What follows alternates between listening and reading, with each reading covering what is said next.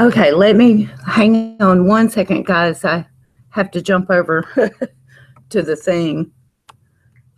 Pull it up on my computer. One more thing. I have to go through an ad. What? One more thing, and I'll leave you to it as I look. Mm-hmm. All right. Yeah, that's good. Sorry, my daughter was. Okay, now I know I mute something. 1 second, guys. I have to jump over. Which thing do I mute? Pull it up on my. This one? Computer. No, this one. Okay. Now, can you guys hear me?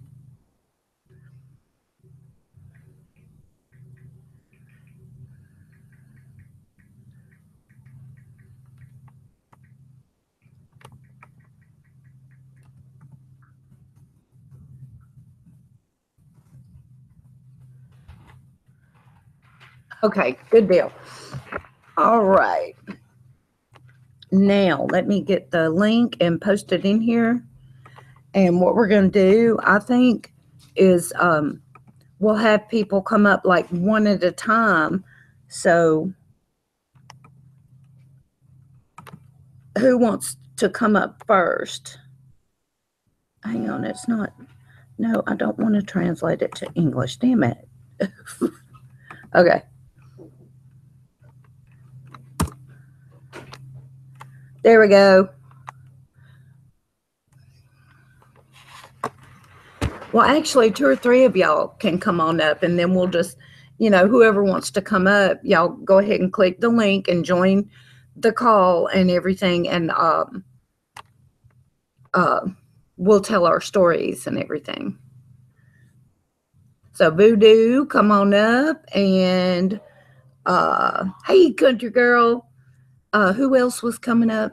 I think Samwise was, Harry, yeah, Harry, weren't you going to come up and tell us some stories? Hey there, Bobby. Okay, sweetie. Hey, Pam and Jenny and Talia. Are you too tired? Okay. Okay, the link's right up there. Go ahead and click her and come on in. Hey, you guys, hang on, I'm on.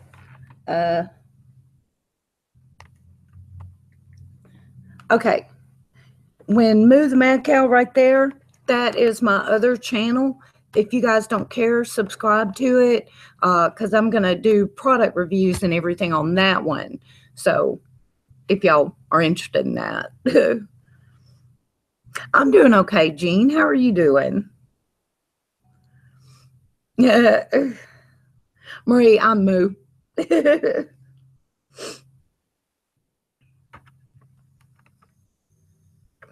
won't let you on. Okay, hold on.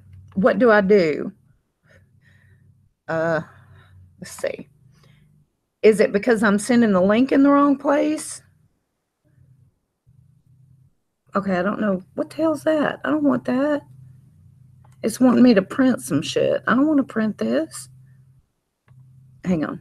Let me see if I can get back to where I can say. Okay, I'm back. Okay, hang on. Here comes the link. There we go.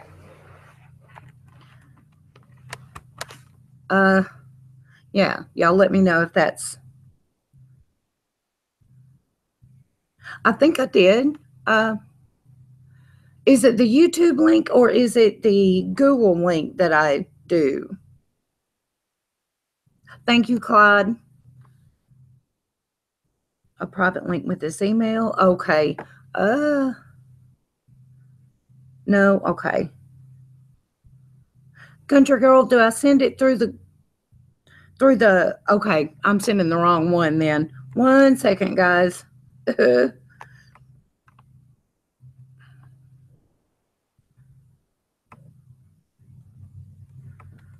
Okay.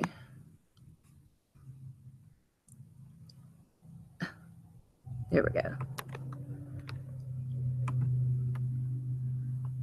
Okay, now.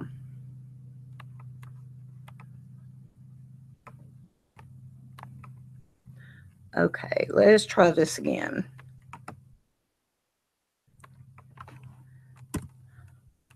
See if that one will let you guys come in. It should.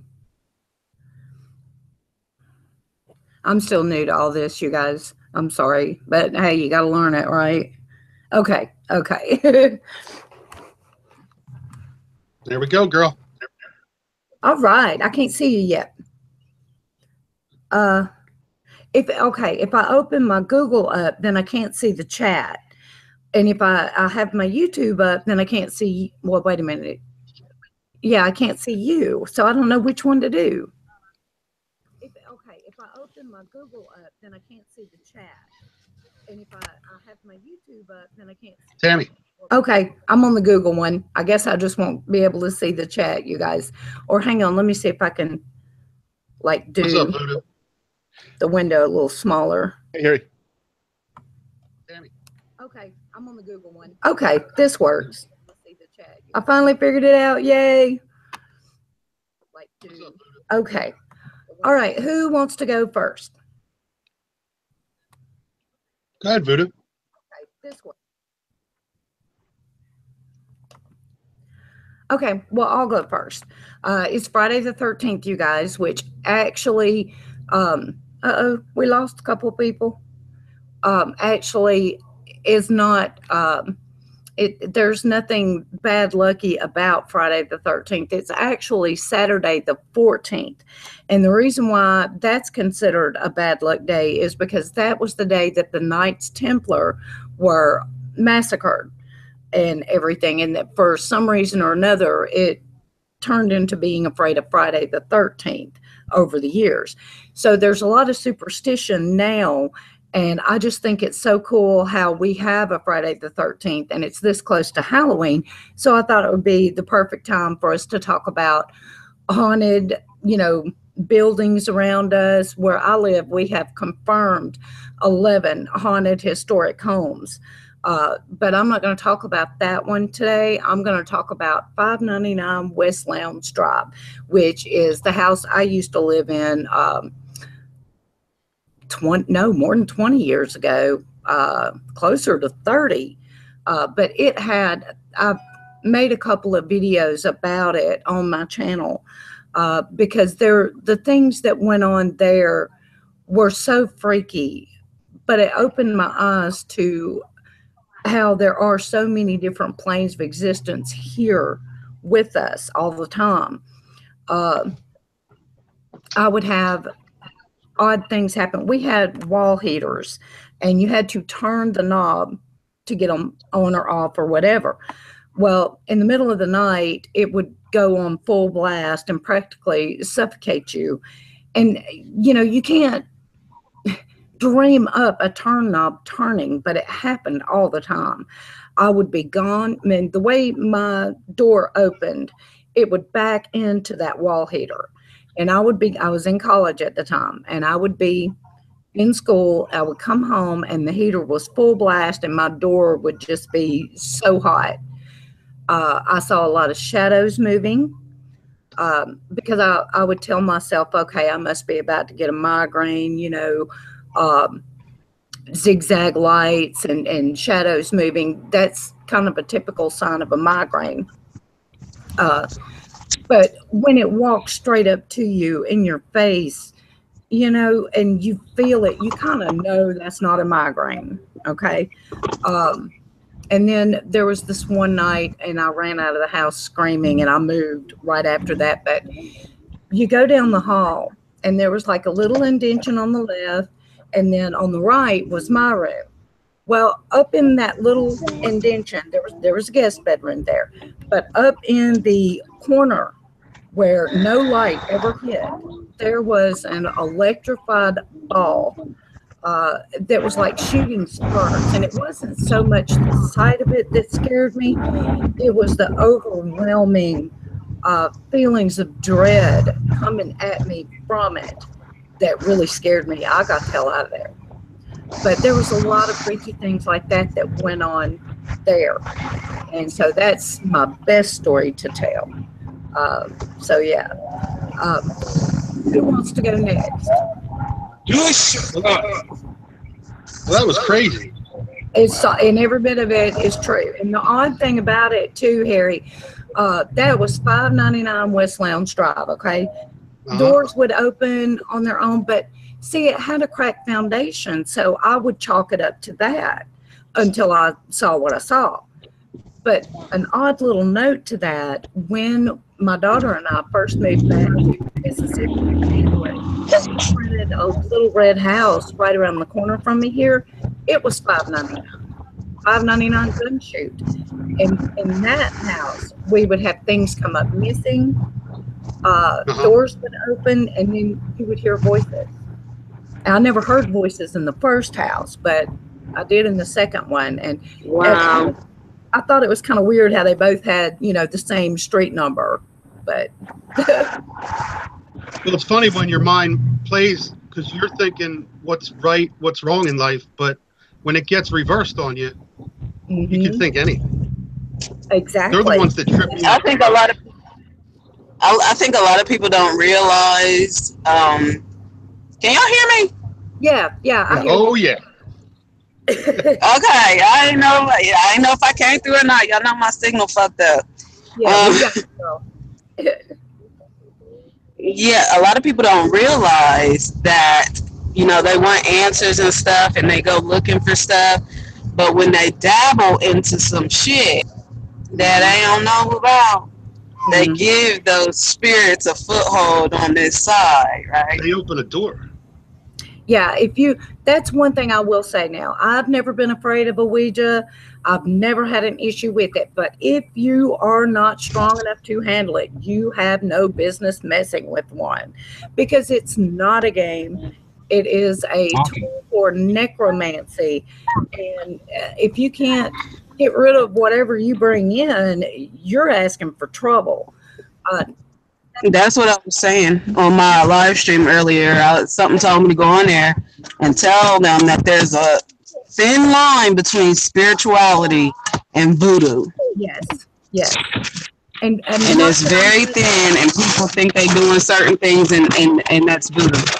Well, right. And I'm not judging voodoo even, but everybody can't handle it. And if you don't study long enough and know what you're doing, you are seriously open the door for some major shit. Yep. Especially like when you was talking about, not this stream, but before you was talking about opening the third eye, and some people aren't ready for that. Your ass will be shaking in your house and not wondering why. Yeah, sometimes that's one thing that people really need to stop and think about, because sometimes you don't want to see what's there. I mean, you're better off not knowing about it, It's like that spider in the corner. It's not bothering me while it's in the corner, but once I see it, I'm scared of it. Sometimes you're better off not knowing. Anyway, Harry, go ahead, tell your story, darling. Yeah, I'm still here. I'm just covering the stream. It's all good. I have a few. I'll do an easy one that kind of tripped me out. But all through high school, I had a really good friend that most of our summers we were like glued together, and he had an old rooming house down here in the Crest. So all summer long they would have bed and breakfast style people coming in. So you always met new people. But grandmother, Omi, which is German for grandmother, would come maybe the last 3 weeks of the summer, and she loved to knit. So, and she wore this perfume, Ginete, like when somebody wears something and it's not what everybody else is wearing, but it's like Ginete. So her last summer, she wasn't feeling too good, and she was quilting, doing a quilt for my buddy Stan. And she just didn't look right, and she got about halfway through the quilt. And we swear we know she took the quilt. And about 2 weeks after she got back to Germany, she passed. And about 2 weeks after she passed, we came home from school, and the quilt was on his bed, finished. And I don't know how to explain that. I don't know if I can. Did the mom finish it? But she would have told us. But it smelled just like her. And it tripped the whole family out. It was something like I didn't even know how. Like now that I'm older, more. Mhm. Back then, it was almost like, wow, that's pretty funny. She must have done it, from heaven or whatever. But it's true. It's like, we know that she took her, she would come prepared with one suitcase with all her quilting stuff. And here it was. We got home from school. Nobody was home. We go up in his bed. His room smelled like his grandmother, and the quilt was on his bed. So, what is that? Cool. I mean, she wanted him to have it. I mean, that's one of those spirits that I would call comforting, and because a haunt is not always bad. I'm getting chills right now. It's weird. Well, it's not always bad. No, that's what I'm saying. Like, it's kind of like, to me, it's kind of like comforting, like you said, Tam. So that's one of them. Okay. One little story. Yeah, well, you guys, you have more around you, though, don't you, Harry? You have like haunted houses around. Well, we certainly have that, but we do have, since 1720 to 1750, there's different things that came up. We do have like legit stories, artifacts about the Jersey Devil. Oh yeah, I want to know about that. It's kind of real, as far as if you go to some of the museums and see some of the stuff they have to offer, like photographs of the hooves. Like 4 hooves. Some of these. It's like a man on 2 legs hooves walking. But it started out with the Leeds family. Was a witch, and sort of like the Salem days. This is 1750 about. So she was banned from the church, and the priest. Now this is just one of there's a lot of different stories, but supposedly the priest cursed her, and she had a lot of babies. And back then, to have maybe 7 or 8 kids was, I guess, yeah, that was the thing to do. But you were getting into 10 or 11, they were starting to think weird stuff, I guess. But she got to 13. Child was the one that was cursed. And it was John Leeds, baby John. And supposedly, before he could walk, she brought him out to the forest and walked away from him. And I guess he might have transformed into something like what they said. The most well-known Jersey Devil look is a horse's head with like demon horns or bull horns, a bird's body, and sort of like camel or bird legs and bat wings. And I don't know if you've ever heard of the stuff like down south. They have other, not chupacabras. I'm drawing a blank, but there is there's another flying spirit that people see. Maybe somebody on the panel or in the chat knows what I'm talking about. But Jersey Devil actually I know about the Mothman. Yes, thank you. Is that the one? Okay. And I love that story too, the Mothman. That's a neat story. But with the Jersey Devil, like some people say, it was as close. I would say from me, I'm tip other than Cape May of New Jersey, so I'm real down low at the beach. But if you go about 60 miles up into Hamilton area and Egg Harbor Township, that's also, there's a Leeds town. So I don't know if that was ever, named after the Leeds family or it has nothing to do with it. But it goes from about Egg Harbor Township all the way up as far as almost Union, New Jersey, that people have had sightings. And I don't know if I'd ever want to see this thing. But, it's a really good story. And I wouldn't be surprised if people have really, like, you still see it today. People still write about it and say they saw it, like driving down the dark. We even have a Route 666 in New Jersey. And a lot of people see it there. And we also have families that live in the Pine Barrens that we call Pineys. Oh. They're back there in their wooden shacks and no car, no telephones, no electric. And we call them the Pineys. Never really met them. So I don't want to say whether they're good or bad. Right. But don't know their education level, all that. But they don't have any outside touch to the world. They stay in our Pine Barrens. So anyway, that's another story. The Jersey Devil, I believe that there's a good story to it, and it's worth looking up. Is it similar to that movie, The Barons, with that guy from True Blood? You remember? Have you seen it? Vaguely, I do think I know what you're talking about. Yeah, I'd that have was a really good movie. Go take that to the room. Go. Shoes off. What was that? Wait, what? Was that voodoo? I don't know. Oh, I thought I heard somebody talk. Okay. I thought I did too. But, That's weird. Okay. But yeah, I like that story, and that movie is kind of about it, but it leaves out a lot of the more supernatural, spooky elements, like she had so many children, and one was the Jersey Devil was born deformed and all that. Yeah.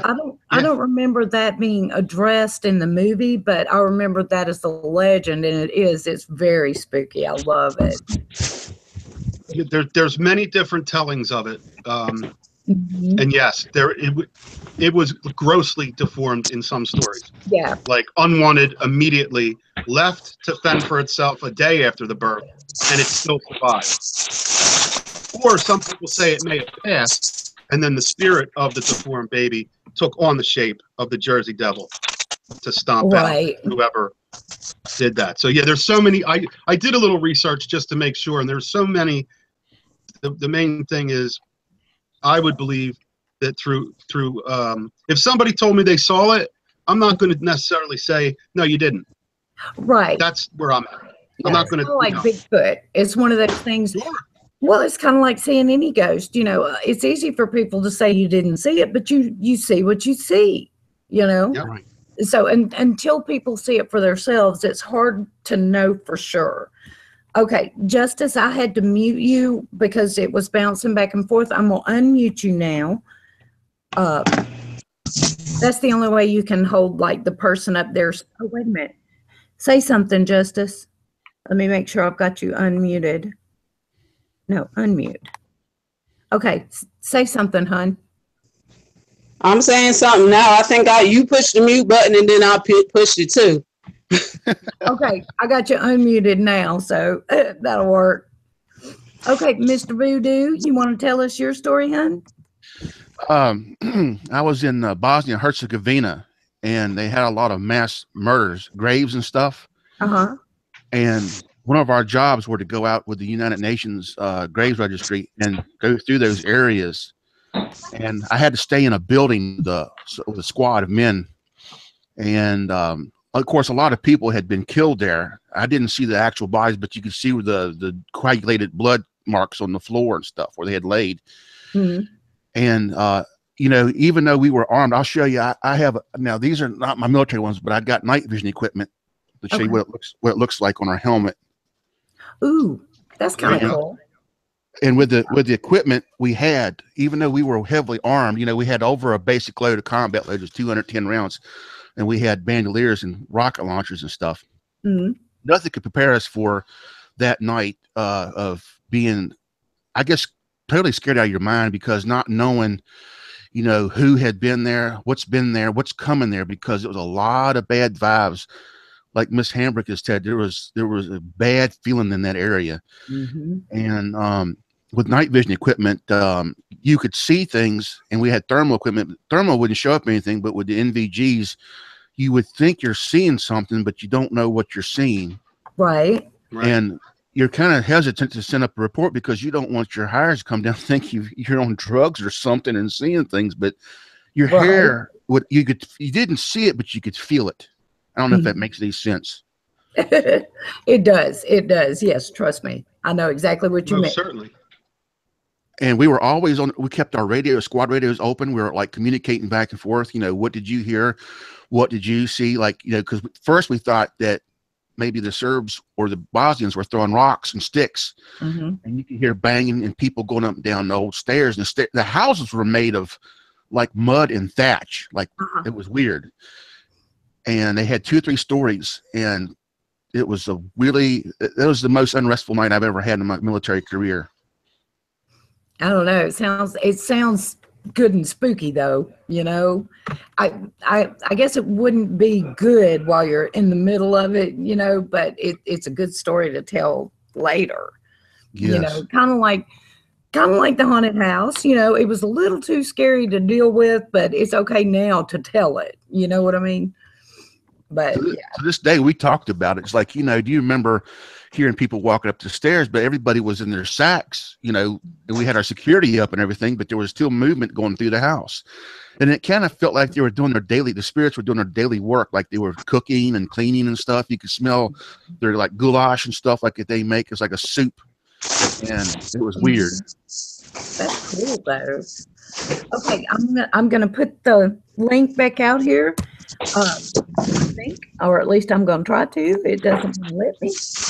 There we go. Anybody else wants to jump up here and tell a story? You know, come on. Let me say something. Yes, ma'am. Let me get you up there. Let me get in real quick. It's not. Jump up here and tell a story. You know, come on.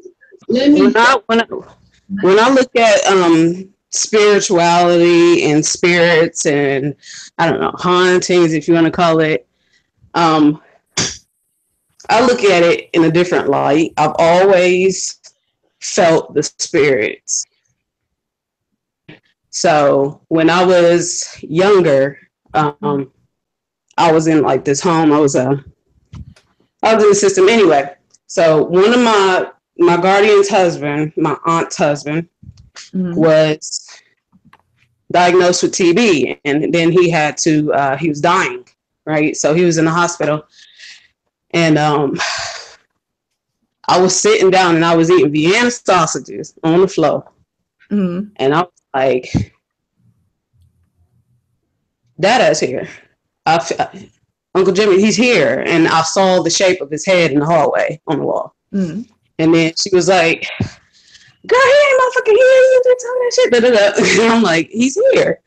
She's like, his ass in the hospital. What you mean he here? Then she got a phone call. They said that he had died. Yeah. Go ahead and try it again, random. I'm sorry, Justice. I know. And I hear about sometimes crisis apparitions, like right before somebody's mother passes, they show up, you know, in front of them for just a few seconds. Right. So, yeah, I hear you. I mean, I had family members every time, like I would say that, and they would, you know, they'd come with the holy water and the Bible and try to pray it off of me, girl. Right. Pray it off of you, girl.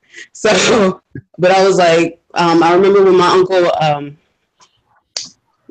I forget his real name, but we called him Uncle Buddy. And I was like, Uncle Buddy here. Irvin, that was his name. I was like, Uncle Buddy here. And she was like, you mean he here? And then everybody calling all the aunties want to pray over me. Yeah. And all that stuff. And ain't no wrong with prayer, but you know what I'm saying? I think that it's a gift to see spirits. Yeah. I do too. Were you real young when this happened? How old were you? I was about 6. Yeah. I was about 6. Yeah, I think children are they see so much more because people haven't told them that's impossible yet. So everything is still open to them, you know? Well, I mean, recently now, and this is why I always tell people to be careful when they dabble. Be careful. Well, I said that. I was working with some ancestral stuff, and it involved my grandmother. Now, mind you, I don't tell people about what I'm doing because they gonna come with the oil and the water and all of this other stuff, and I got time for it. But now my sister called me up, and she was like, "Now I burn ancestor money as a offering to the ancestors, but I had laid up an altar this time." right? And Candace, what are you doing? Grandma came to me in a dream. What's going on? And I'm like, oh snap, because I was getting a weird feeling, but I'm like, man, I'm tripping. But I could feel somebody in my house. Right. And when I looked at her picture, it kind of looked like the face was kind of fuzzy. I don't know, like up. I don't know. No. And I was like, I'm tripping. I need some new glasses. I'm tripping. But then my sister called me and I was like, you know what? That's who was in my house. My grandma called me like, girl, what the fuck is you doing? Don't be doing that shit when you don't know what you're doing. That's my thing. Like, I've never did that. And then I was like, hold up, well, why would she say that? And I'm like, hold up, this is dipping into some shit. Yeah. Let me get back to this. Yeah, you never know. I mean, that's the reason why I think people, before you mess with stuff like that, it's important to study and to know how to get rid of something. You know, if you invite it in and you open the door, of course, if you move there and it's already there, it's different. But if you mess with something, I think that's what it was. I think that's what it was. I think that's what it was because I felt somebody in one of my back rooms. And it's like my grandma was trying to tell me, like, hold the fuck up. I ain't the only one here. Hold up. Wait a minute. What you doing? Okay. Well, Kim or Country Girl, who wants to go next? Go ahead, Country Girl. Hi, Country. Hey, everybody. Hello, Country. Hello. Hey. I made too because I've took them out and put them back in today, but I got you back in there. So I you even notice it. Okay. I get so many because YouTube's going crazy lately, and all of a sudden I'm looking at somebody's sub and I'm going again.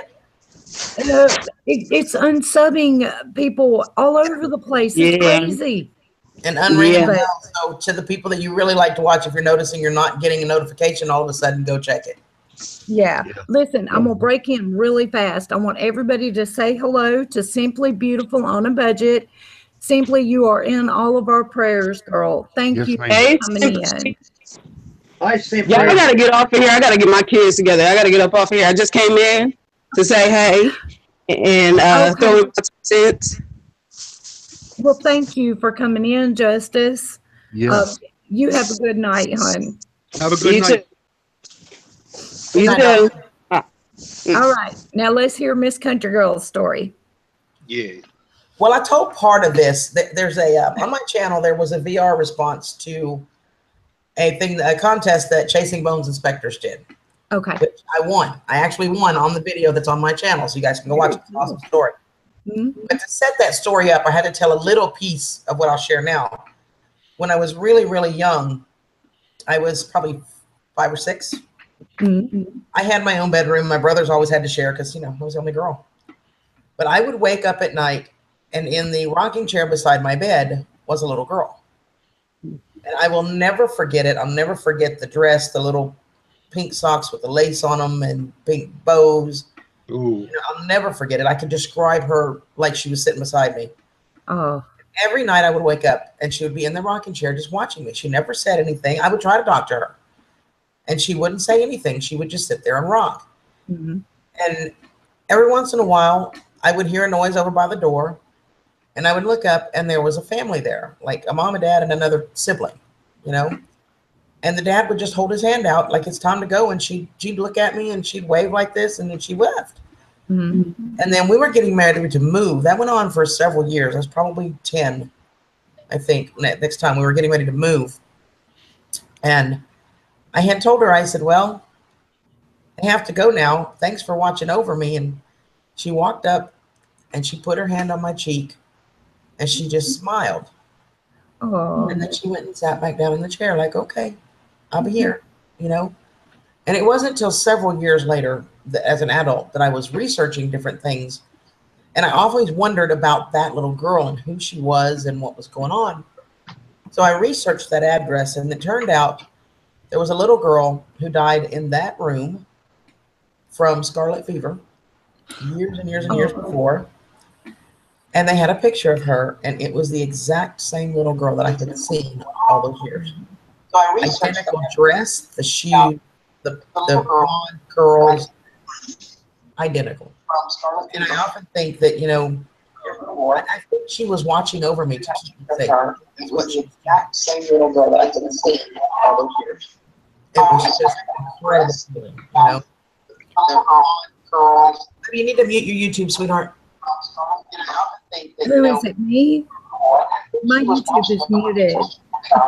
Now, if you ever just keep it still one, honey, I'm gonna mute you for just a second, okay? Okay. Okay. Now, there we go. I'm sorry, girl. And that actually led to the story that's on the VR on my channel that you guys, if I mean, I can share the story or y'all can go watch it. Y'all can tell me, I don't care, but yeah, it's an awesome story. It really is. But I never forgot that little girl, you know, and she even looked a lot like me. I was blonde, little ringlet curls, and, you know, I wore a little lace dress and penny shoes with lace on my socks. You know, we were very similar in looks. And then I did some more research after I figured out that that was the little girl. Mm-hmm.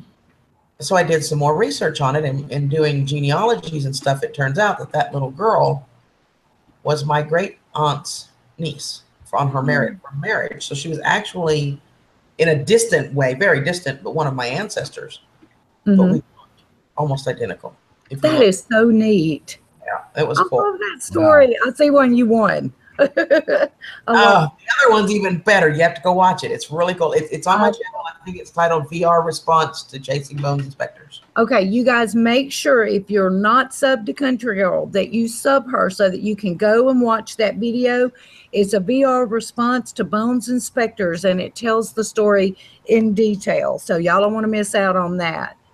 And that was cool. So, and we'll have stories when we get back. They are coming to the States, and part of my prize is I was made part of the team, and we are going to a prison that's been closed down for years close to me. Mm-hmm.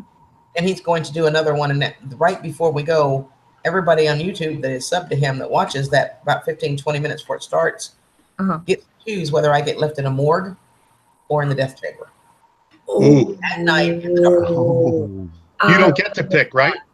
I don't get to pick. And whichever one I don't go to, Kelly goes to the other. Oh, that's going to be cool.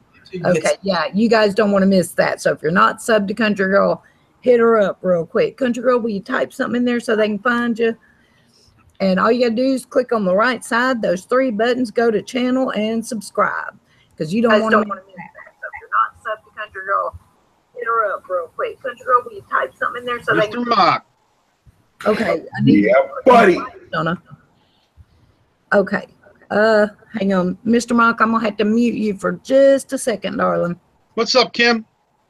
Hey, I just fixed me some beans. Oh, good. Hey, we're having beans too, brown beans and ham. I smell what you're thinking. I am bean soup. I'm going to unmute the Steel one. Now, he actually does quite a bit of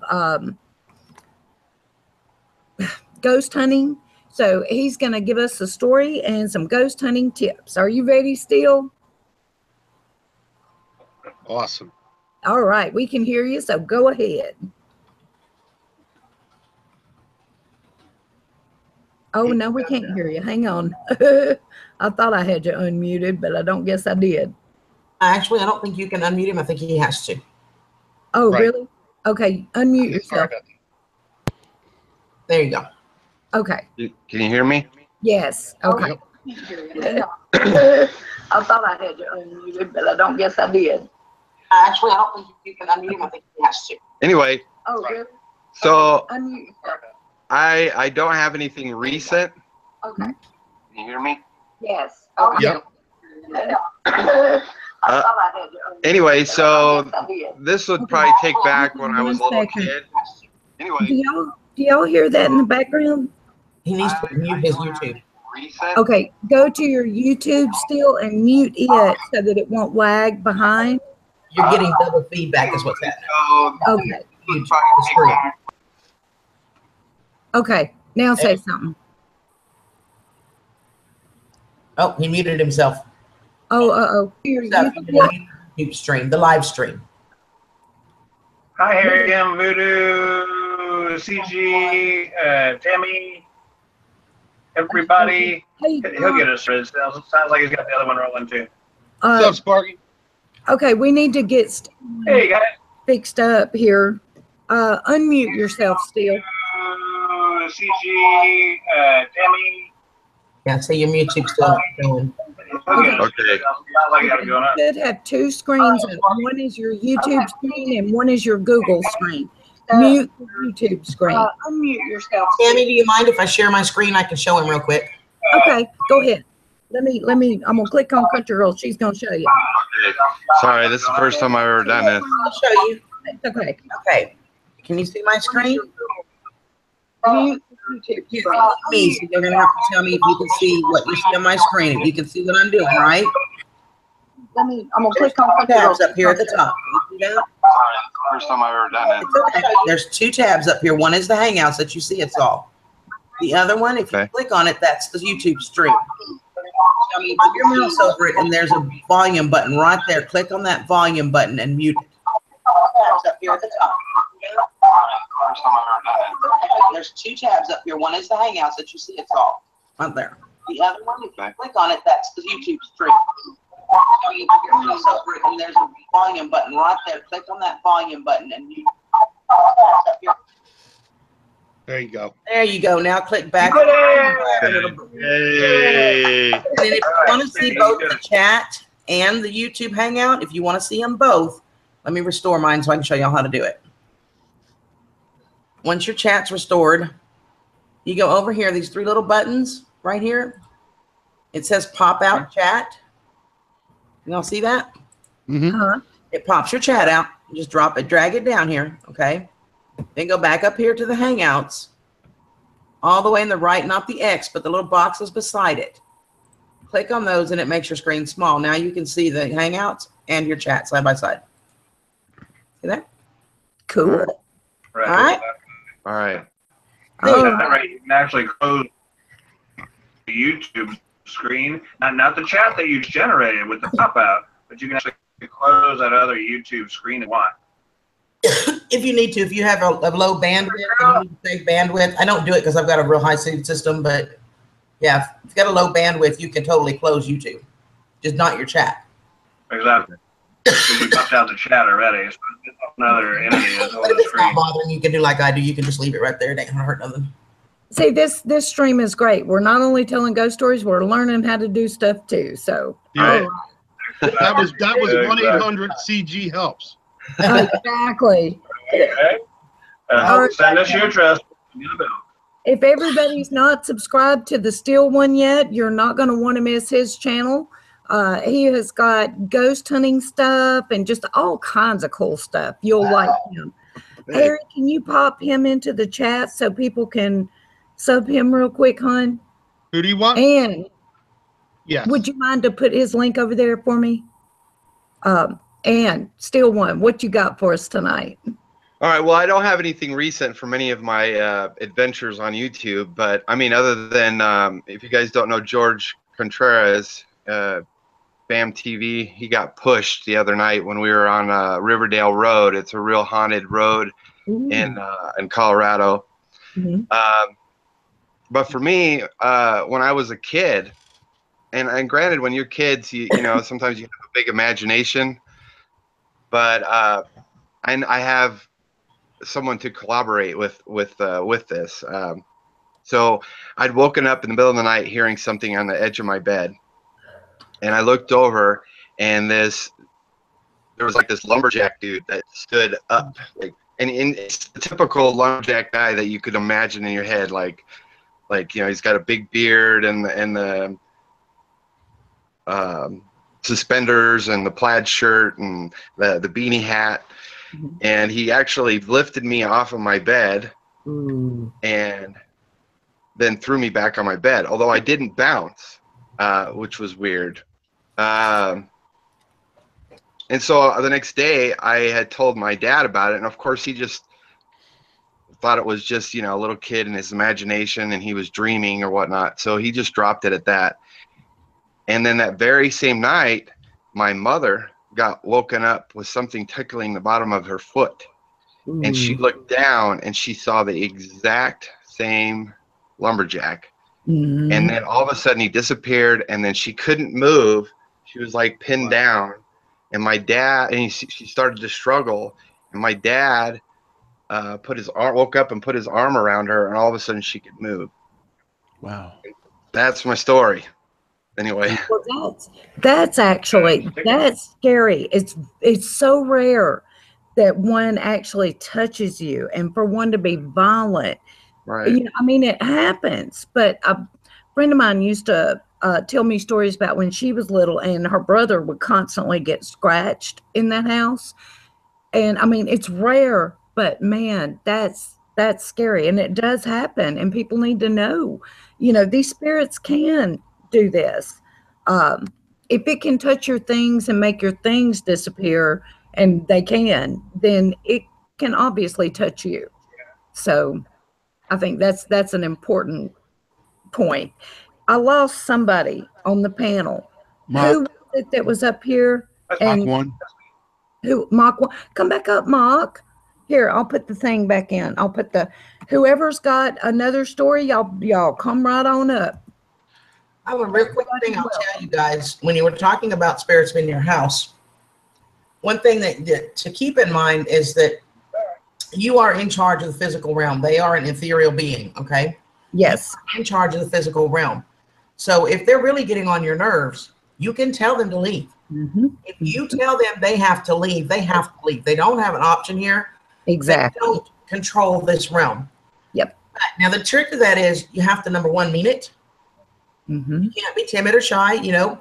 If it takes you getting pissed off to do it, you know. But just walk in there and tell them, you know, damn it, get the fuck out of my house. Mm-hmm. If you can't behave yourself, get out. Right. If you want to stay here, knock the shit off. Exactly. And they have to do it. So, yes. So that's one thing to keep in mind. If you ever think there's a presence there that you don't want, just tell them to leave you the hell alone. Mm-hmm. Oh, I think that one little thing, and now I'm not sure on this, but this is what I think. When it's a being that was there before you were, you know, I don't really know if we're able to get rid of them that easy, because they feel like they belong there, you know. Well, I know what I know. You guys, I am not an expert by any means. I know what I know, learning from Danny over at Chasing Bones Inspectors, because I've asked a million questions. So I'm really repeating the things that he and I have talked about. So I want to make sure Chasing Bones Inspectors is awesome if y'all don't know his channel. But from what he said, it's a little bit more difficult, and you may need a little bit more professional help, for lack of a better word. Mm-hmm. So you may not be able to get them to leave, but you can get them to back off. You know, you can, unless you're feeling an angry spirit, if you're feeling anger, if you're scared, then you need to get professional help to deal with that. Yes. If they're just annoying, tell them to back off, knock it off, you know. And most cases they will listen if you're serious. But like I said, this is not my words. I've learned what I've learned from Danny. So no, I completely agree with you. I completely agree with you. It's a rare occasion that you do have to get help, but occasionally you do. But no, most of the time, and I've studied for years, and most of the time, a simple sweeping them out the door, because they don't have a choice. And especially if you follow it up with a few little protection things like salt circles and things like that, these things really do help. I don't exactly know why. I'm not real sure about all the metaphysics behind it, but I mean, it's over so many centuries, it's been found to work. So, you know, okay. Tommy, if it's all right, I just threw up Chasing Bones. So if people want to stop, please go. He's an amazing individual. I agree. I love him. When I go in the prison. He says it and it makes a lot of sense. Now, what CG is saying is right, but Chasing Bone, Danny can explain why he does what he does, and how good will it work with your spirits or your problems that you're having. Yeah, he makes more sense of it. But he's right. I've heard him say that same kind of thing. For the most part, you're just trying to look. I'm here. I'm physical. You're not physical. You're just a spirit. And so what she said is the same thing I heard, right? And it's, you just don't go. You don't belong here. Exactly. But yeah. Exactly. Well, Sam was going to get a hold of them and see could we get them here tonight, but I'm not sure if he did. And I didn't have enough time today because they kept trying to call me into work and then changing their minds. So we'll see if I can get a hold of him. Let me try. Yeah, hopefully the next time. Yeah. I'll try. Huh? She's summoning him. I will try. She's got the Ouija board. I don't mess with no, he. Yeah, me neither. I was just feeling for sure. All right, Mr. If anybody knows. Go ahead. If anybody knows. No, I'm saying if anybody knows what they're talking about, that'd be that guy. Go, Danny. Oh yeah, definitely. Hey, All Miss Sully. Right. Let's hear your story. Kim. Me? Yeah, you. Well, I haven't never seen anything, but I know that there is something in my sister's house upstairs. When I go up there, I just have this feeling someone's watching me. I've never seen anything, but she claims that our dad is up there. Yeah, that's very possible. So that's all I have to say. Okay, well, that was cool. Mr. Mock, do you have a story for us? Yeah, I got a story for you. All right, let's hear it. Story for you. My uncle has a hunting camp up in the Upper Peninsula of Michigan, right off of Highway 2 in Delta County. Well, just after he bought this hunting camp, it's like 5 acres in the middle of 1,000 acres of state land. Boy Scouts were going through there, and they ran across over 100-year-old cemetery that had been forgotten. So when they found the cemetery, the Boy Scouts went in there and they cleaned it up. They put a nice sign up for it and everything, and fixed it up really good. It was really nice. So I used to hunt over by that cemetery. I was walking to my hunting spot, which I sat down behind this old log. Well, it was dark out because you go out there, you know, it's 4:30 in the morning, and I fell into a grave. So I got out of it because at first it scared me, you know, it's like, ooh, you know. So I got out of the grave, and then I walked up and I went and sat down and I brushed off and everything, you know, kind of the ickies. And as I'm sitting there, something sat right next to me. You could hear it sit down. You could hear the leaves move. You could hear everything. And it started talking to me. I'm going to tell you something. I ain't never got out of the woods so damn fast in my life. I hear you. Hang on a minute now.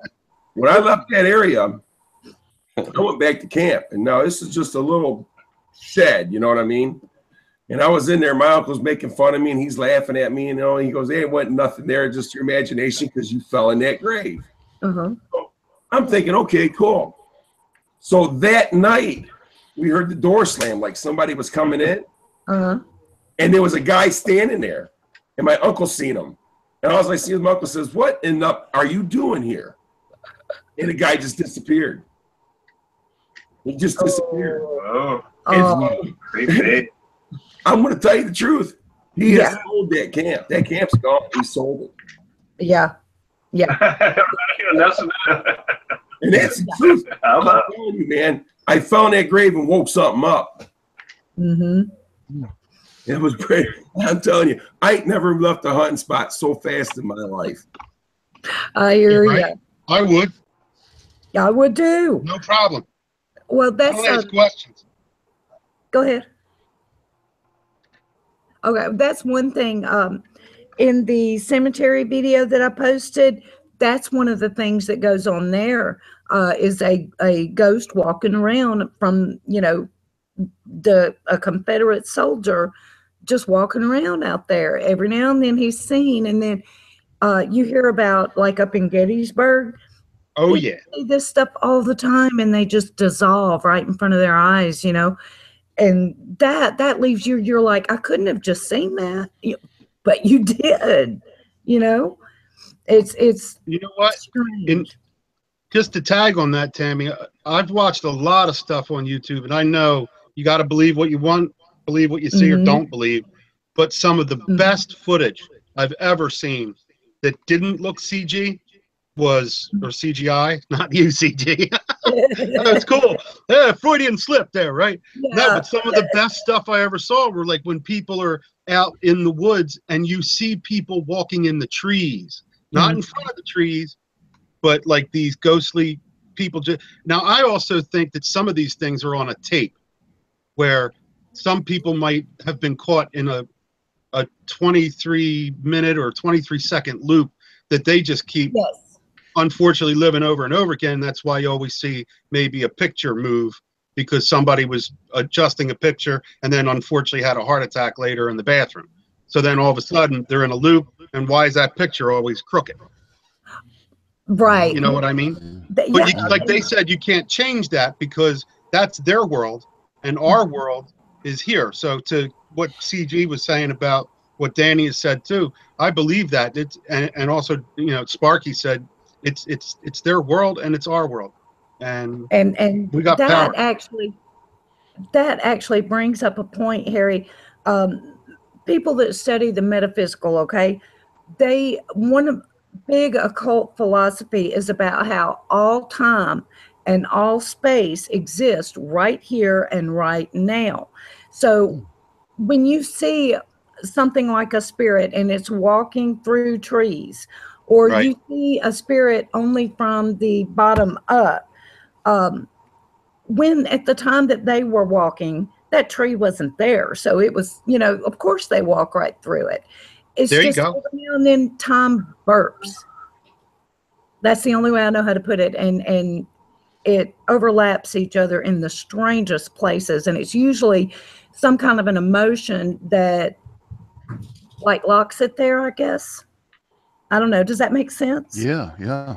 Sure. That makes that I've never done it that way. That makes perfect sense, right? The tree wasn't there before, and so they were able to walk there. As for like a house that wasn't there before, or that had been renovated or whatever, right? That makes perfect sense. I never thought about it that way. And then another one that they talk about is how when you see a ghost that's only like from the waist up, that's where they talk about the layers of time and space. We only get to see half of it because it's a little lower than us or a little higher than us on the frequency. I don't know. Well, that's their plane that they're on compared to ours. It's a part too of what I think is commonly referred to as deja vu. Right. Now, I have a very, very strong connection to that. Extremely strong. And if you picture time on a timeline, and we've got this timeline, okay? Sometimes you're traveling along and you get this little bump in the road and it kind of throws you off a little bit. And when you make your way back, you're up here. Your physical stuff still needs to catch up with you. You haven't caught up to where you landed yet. But with me, I have more than dozens and dozens of times. I can walk into a room and I'll stand there and I can see the next 5 minutes. I can tell you that there's a gentleman going to walk out that door in just a second with a green sweater on, and he's going to walk over and try to get a soda out of the machine, and it's going to keep his money, and he's going to get mad and kick it. Well, you know, at the same time, this other little kid's going to start crying, and I can stand there and I'll watch it happen. And there's no way I could have ever been there before. There's no way I could have known that. And then all of a sudden, my physical self catches up to my metaphysical self, and I go, "Wow, that was weird." I don't know. I think you've got some kind of a gift, myself, country girl, because there's several different theories of it. Some is that it's past life invading. Some is that you astrally project and see these things beforehand. Personally, I think you have a gift, and all you need to do is search for your triggers, if you know, so that you can control it. But Lord, I wouldn't know where to tell you to begin on that. There is one really good book, and it's Susan Weinstein wrote it. It's Practical Magic, Occult Self-Help. That's the name of it. And she she just gives everything such a down-to-earth explanation that before you know it, you're like, wow. You know, she's great. That's a great book. Okay, who's got a story for us next?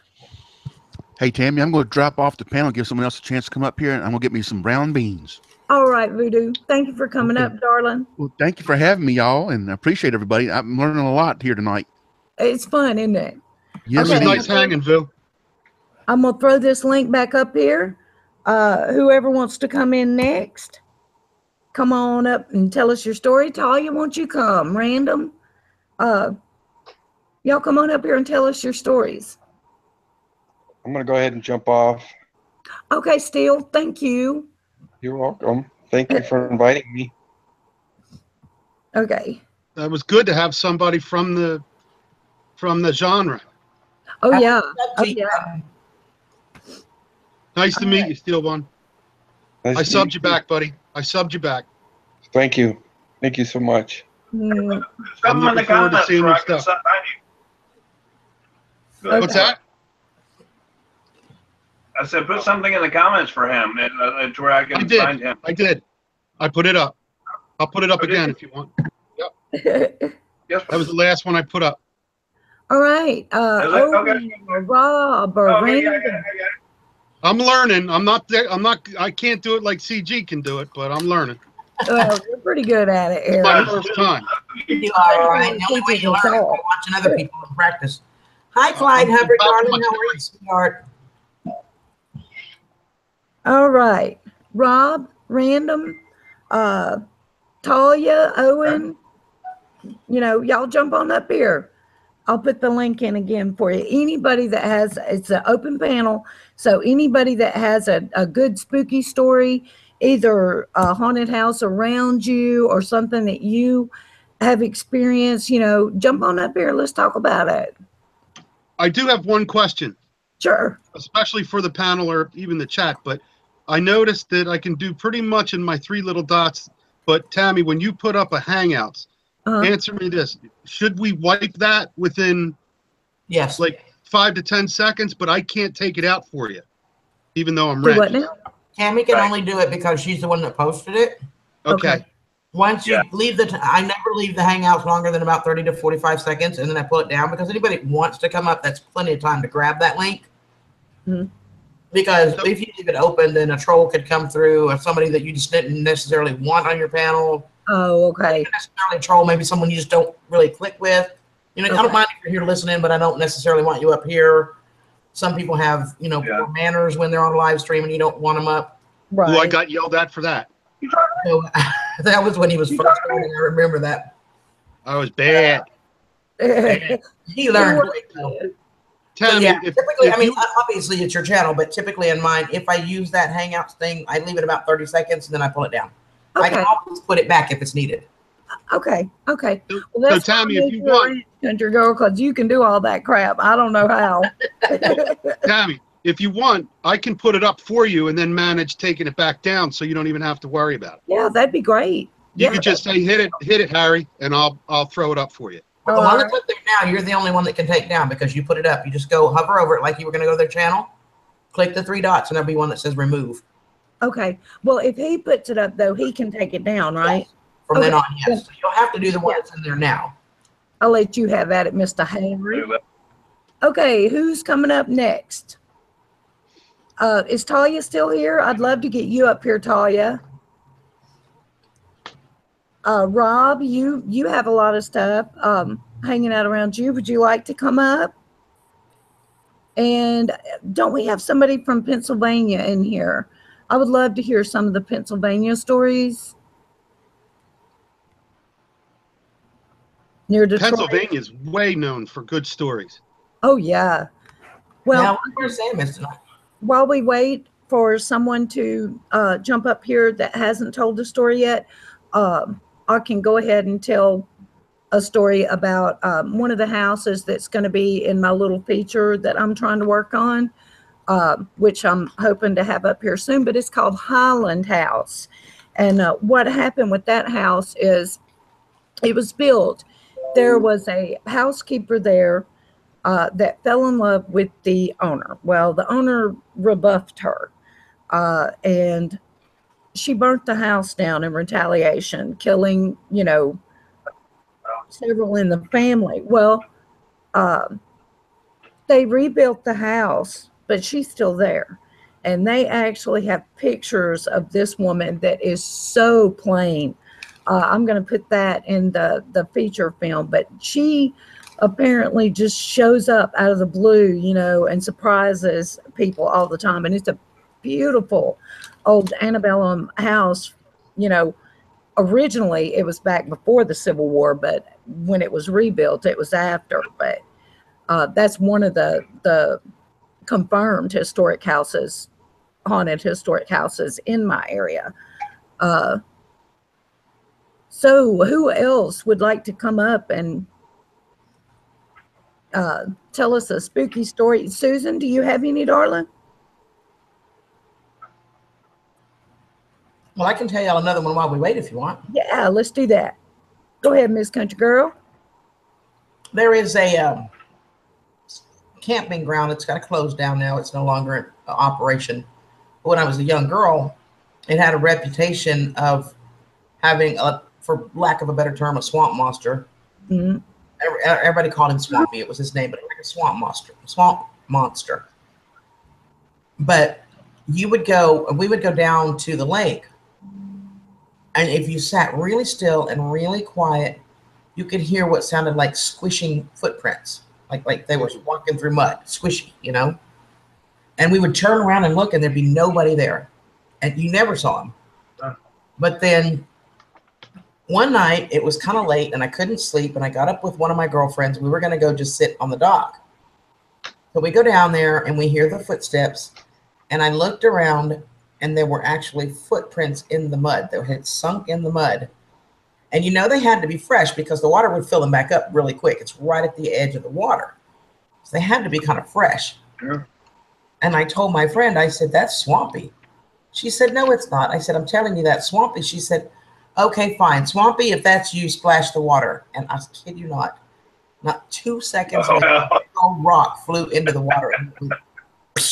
Nice. We took off running on leather, buddy. We were gone.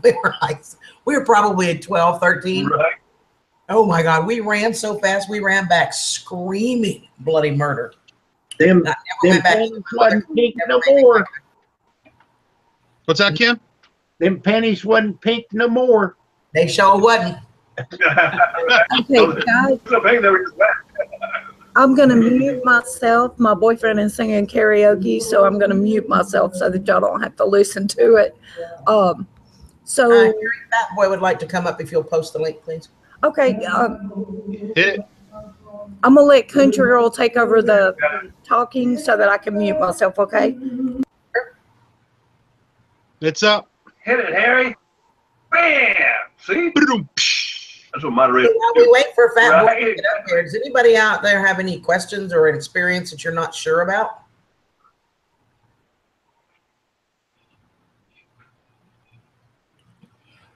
Hey, Michigander man, how are you?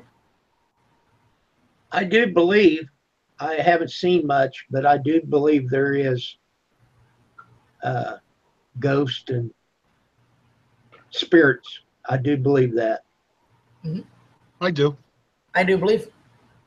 I think that anyone who thinks that we as, living human beings are the only beings on this planet or in this universe are deluding themselves. Hey, Fat Boy, welcome, baby.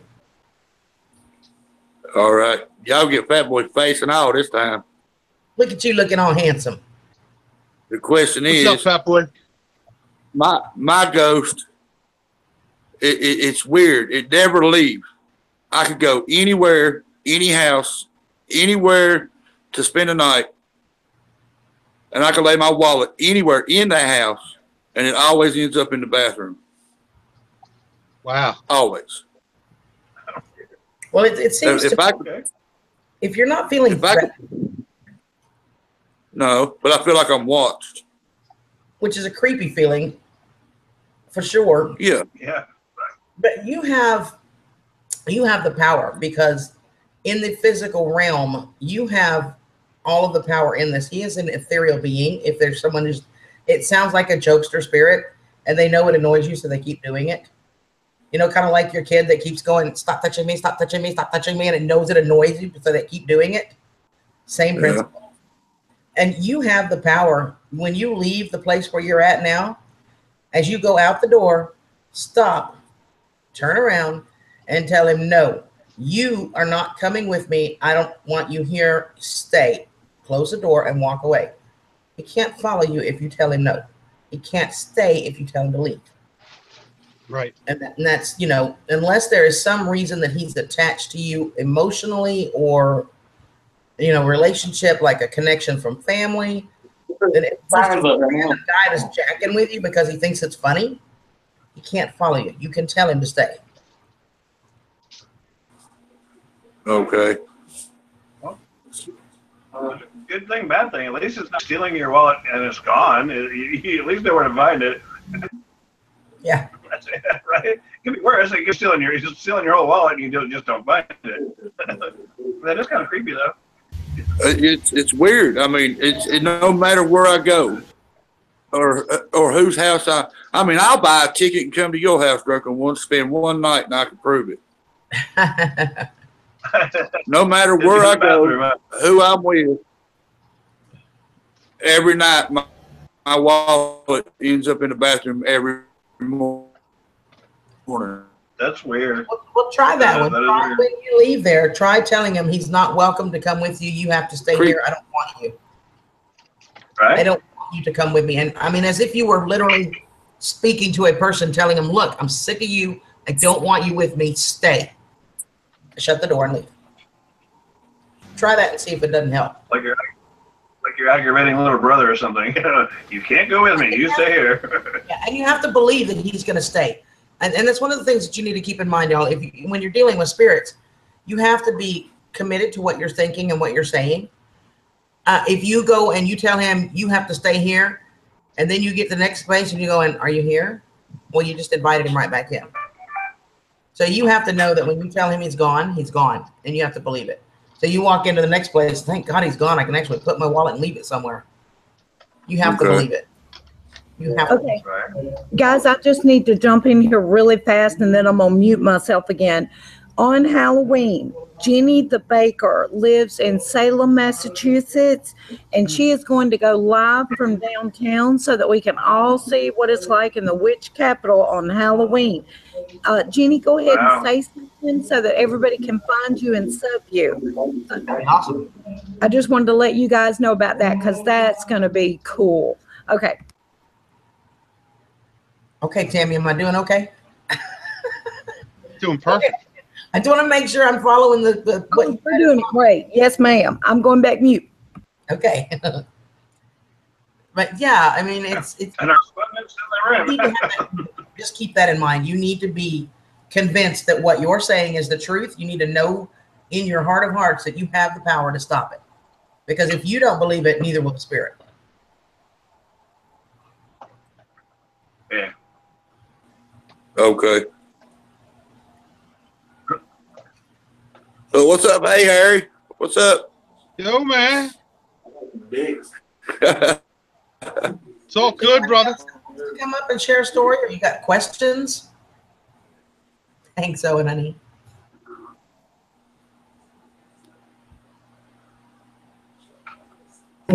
Yeah, that's cool, Erica. Go ahead and come on up, man. We don't mind. We'd rather hear your story. At random, if you Erica, please to come in, please do. Okay. Oops, I don't know what I did, but okay. There's the link. It's up, guys. Jump on it. Boing. Heard that. This is where now when we're waiting on somebody, I start whistling.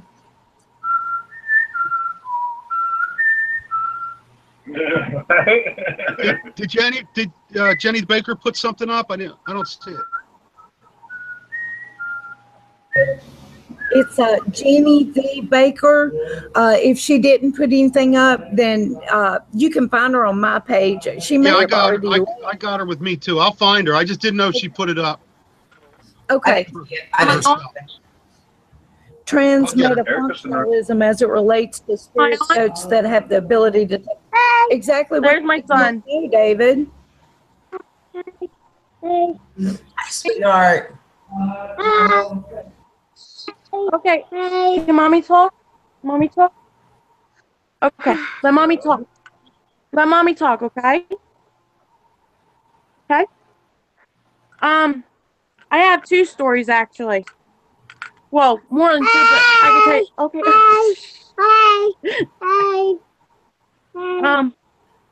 One was in PA in Gettysburg. I was going on a field trip, and I said to one of my teachers, I go, Mr. Steinmetz, look over there with this guy looking like a Confederate. I'm like, that's cool. He goes near it and he disappeared as soon as he touched him. And he goes, whoa, what happened there? I was like, I guess that was a ghost. And then there's a like a little cafe. I can't remember exactly where. My husband showed me at one time, and you could see the curtain move open, and you could see someone looking out into the, like, looking at you. And it was some lady. I can't remember who she was or anything. What? Yeah, hi. Say hi again. Okay. Hi. Okay. Hi. Okay. Out. It's very free. Hi. Hello. Hi. Okay. Hello. Okay. Hi. Okay. I know you like talking, but I'm trying to talk. There's no lobsters here today. Joey, there's no lobsters.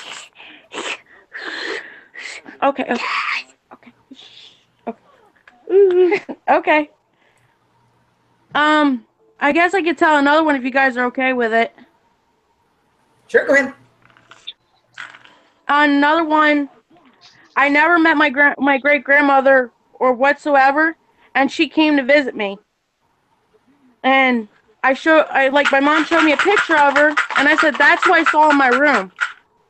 And even my great grandfather, and she was like, "How could you see them? They're not living." And I'm like, "I saw them in my room." Hi. And my mom still to this day was surprised that I saw them. What? Yeah, M&M's. Okay. Sorry, my son's loud when he sees cameras and stuff. Me too. Right? I'm about to say the same thing. We have something in common. Me too. You don't have to be that young either. Right? Yeah, he's. Anybody, if you have a spooky story or a haunting in the area near you, you're welcome to come up on the panel. We would love to have you to tell your story. If you have any metaphysical questions that you want to ask, anything you want to ask or know about ghosts, feel free to come on up. Harry, will you pop the link in there for me? I would do that. All right. I'll get off here so somebody can come on here. Huh? We got plenty of rain. I'll get off here so somebody can come on there. Okay, thank you, All Erica. right, thank you for sharing. All right. Bye-bye. Say bye. Say bye. Bye-bye. You know what? Hey, there's Jeannie. All right. You guys, if you haven't subbed her yet, you don't want to miss out on this. This is going to be a Halloween extravaganza. There's going to be a lot of us there. You can't ask for much more spooky than the witch capital on Halloween. So y'all make sure to sub her. Yep, I can't wait for that. David Deere asked me a little bit ago, and he said that, can we explain transmeta trifunctionalism as it relates to spirits and ghosts that have the ability to turn to a solid form? Yeah. That is a mouthful. Yeah. And I am super amazed at myself. I pronounced that word without stuttering. Yeah, you did. I am impressed also. David, I have You not had to pull had. your hair back for that one. I have not had any experiences with that myself. I have talked to people, and I have physically seen. I guess I have in a way. We had in an apartment I used to live in, and my ex was very abusive. And there was a spirit there, a ghost, and we called him Who. Because every time something would go wrong, somebody'd say, "Who did that?" He sure did. So we named him Who. Who did it? But for whatever reason, he hated my ex. Hated it. So I don't know about them physically. I don't have experience with them physically taking a physical form in front of me, but I can tell you that who would pick up things and throw them at my ex. Ooh. He would not like horrible, but like standing in the kitchen and there'd be something up on top of the fridge that, you know, if you drop something or something falls off the fridge, it falls straight down, right? Yeah. He would be on this end of the kitchen and it would go and it'd land right beside him. Was he an asshole? Uh-oh. You talking about the ghost or the husband? The ghost or the boyfriend? I'm sorry. That was about. Okay, we lost it. Was he an asshole, country girl? I'm sorry. Was he an asshole? My ex was. The ghost loved me. The ghost absolutely loved me. I mean, there's a ghost, a country girl on here right now. Yeah, there is. Is there two of them? I'm yeah. Well, I can't make it leave, but Tammy, you can eject the other me, the one with just my picture. How do I do that? Hold your mouse over the top of it, and you see a little arrow that points down. Yeah. Click on the arrow. There's a button that says eject. Okay. Get out of here. We only need one country girl. Yeah, I don't need that imposter. I want the real one. But, we have the real one now. I have had experiences where I've seen them be able to physically manipulate an object in this realm. It takes a very strong spirit to do it. You know, it's not like my grandma passed and she's just waiting on grandma because she didn't want to go alone. It's not like that. I do know it takes a very strong spirit to be able to manifest it. And to give you an idea of what I'm talking about, if you remember the movie Ghost, oh yeah, when he was in the subway and he was trying to get the guy to teach him how to hit a can. Yes. His fingers were going through it, and the other guy would get mad and just do it. Uh-huh. It has to do with the emotions.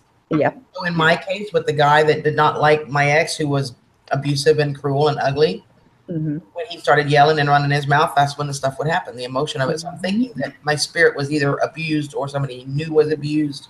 And he stays there. He never followed. So that's about the closest I can get to an explanation, David. I hope that works for you. Girl, that brings a good point up. Am I echoing? What did I do? Okay. Anyway, you know how they talk about how poltergeists come about through someone having too much anger or such as that. So that's kind of cool that, you know, it correlated like that. I wonder if maybe he didn't have some kind of a power that he didn't realize he could harness. Possibly. You know, things like that really make you wonder, don't they? They do. I mean, and I love things that make me think. I love things that challenge my mind and challenge what society says is normal. Who the hell wants normal? I tried it once. It was so boring. I went back to crazy. Amen. Amen, girl. I live in my own little world, but it's okay. They like me here. So, you know. That's how I see it too. They know me well. Okay, so who else? That. How about you, Drunk? Have you had any experience with the paranormal? I sure wish I did. Yeah, I'm blessed that I haven't had any ghosts and goblins come visit me. No, I don't. I wish I did. Okay. I don't know. They haven't come to visit me yet. Is there somewhere you've heard of that? I like it that way, though. No news is good news. Those of you that don't know, Drunken One is actually about 35 minutes, 40 minutes for me, depending on traffic. We live really close to each other. Uh-huh. So is there anywhere in this area that you can remember that is reported to be haunted? No, ma'am. I just, until I started finding out here on the internet, I'd never really thought about ghosts and stuff like that. I do believe in things like that. I haven't experienced any. I did live almost neighbored a cemetery by like a couple of houses, but never anything creepy. Okay.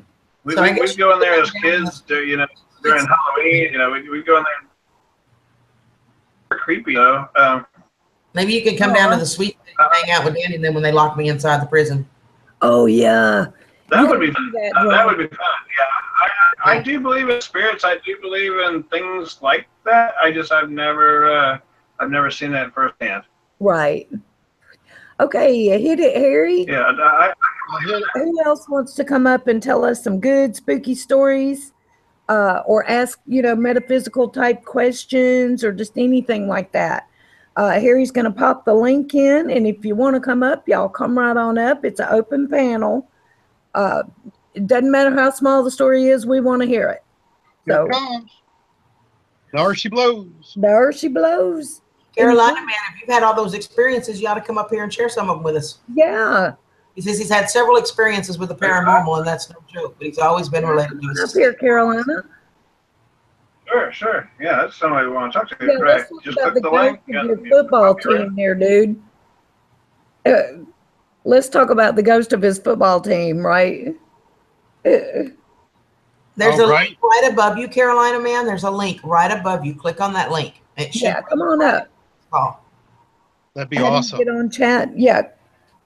Just click that link and it'll bring you in. It says hangoutsgoogle.com. Click on that link and it should bring you, it'll bring it up and there comes up a box that you have to agree to the terms. And then click continue and then it'll say join. Thank you. And when you hit join, you'll be live with the call. Now, you have to, I've been doing this for a while. I forget how it goes. Do you have to upload anything? You have to go to Google Hangouts and get that app or something, or not? Or I forget. Are you on a Carolina? Are you on a PC or a phone? Because that makes a little bit of change in how this works. It's going to bring you either way into the call, but on a PC, you're going to have to make sure you have the app downloaded, or on a phone. On a PC, it's already there. It's part of Google. Right. Actually, Country Girl Owen just asked a good question. He asked about cats and dogs and things like that having spirits. Oh, and, yeah. Owen, there is a story about the Clip House that has a ghostly white horse. And then there is somewhere in Washington, D.C. that has a ghost of a black cat. So, I mean, those are absolutely possible and known. So, I believe so. Yeah, Picker Rick says the same thing. Do animals have spirits? Oh, is it him? Okay. I believe they do. I have not experienced it myself, but I have friends that were so close to their animals that I have one friend, and I personally, she doesn't live close to me, so I've only seen her a few times per person, but she says that she had a dog bed. She had a little Scottish Terrier that was 17 when he died. And she'd had him since she was a child. They'd grown up together. And she said every morning you'd find the dog bed dragged back by her bed. She would put it in the closet, and in the morning it would be back next to her bed. And we often speculated that it was her dog's name, whose name was Sparky, by the way, no offense. The dog's name was Sparky.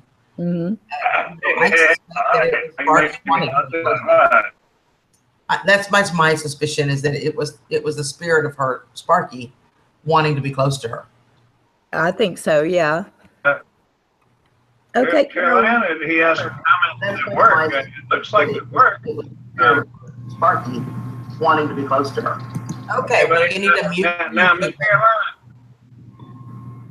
Carolina. Carolina's mute the mute the YouTube page that you were on. Just mute that volume on that, and it won't echo. Do you not have a camera? We don't see you.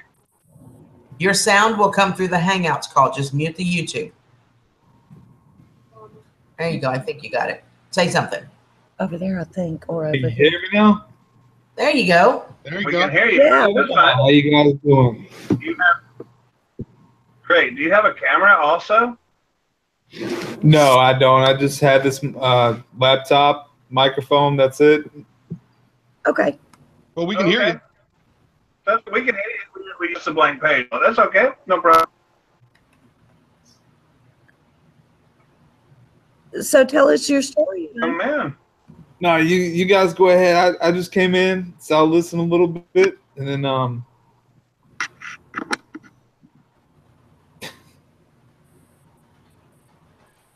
I'm still figuring out how to. You said you.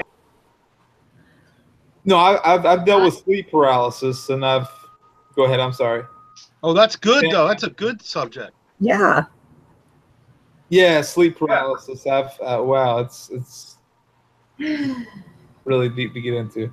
Oh, I apologize. I don't mean that's good like a happy. I mean, that's an intense. I retract that. I think he means that's a good thing. We don't know much about it, so we would love to learn more. So we want to hear your story. That's a good subject. Let's hear about it. That's a good subject. Yeah, let's hear it. Well, it's just I remember my first experience was about 20-something years ago. Can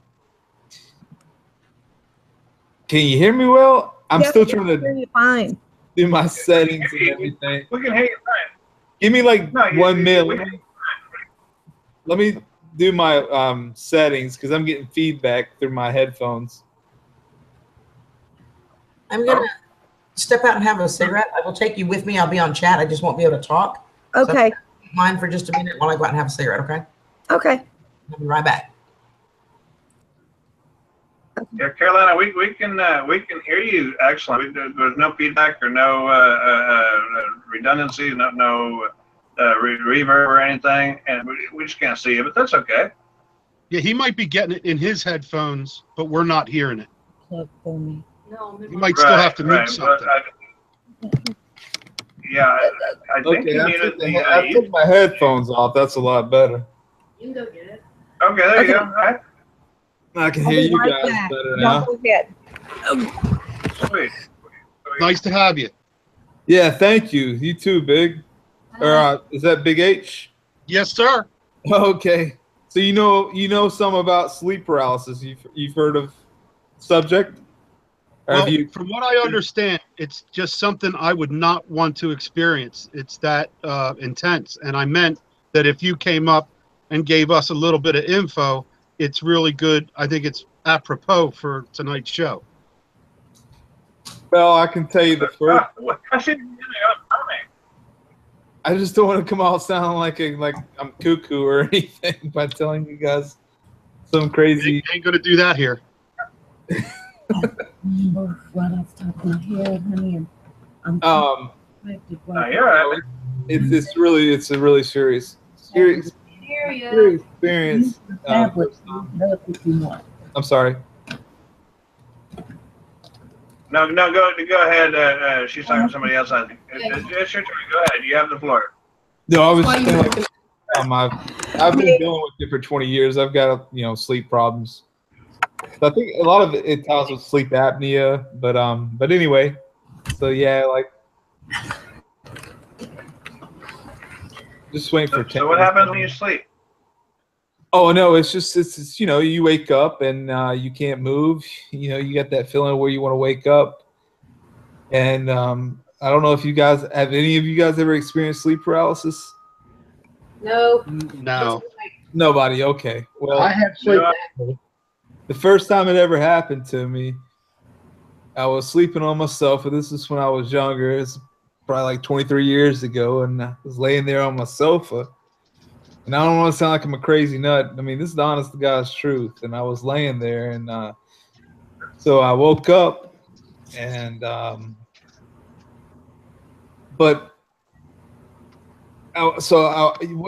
it's like you wake up and you can't move, but you're awake.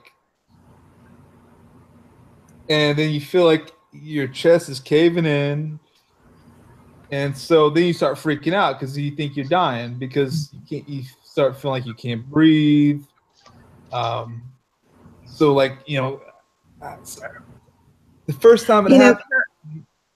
I'm sorry. Go ahead. The first thing, it's so long ago, I really don't remember, but this is the scariest thing that ever happened to me in my entire life.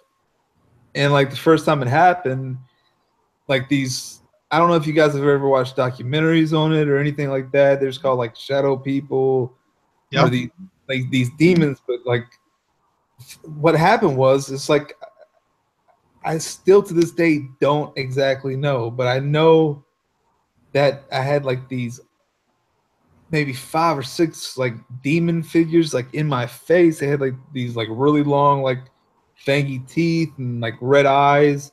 Yeah, they were making these crazy noises you're gonna die, you're gonna die, you're gonna die, and I couldn't move. I couldn't wake up. My eyes were open. I couldn't move or anything like that.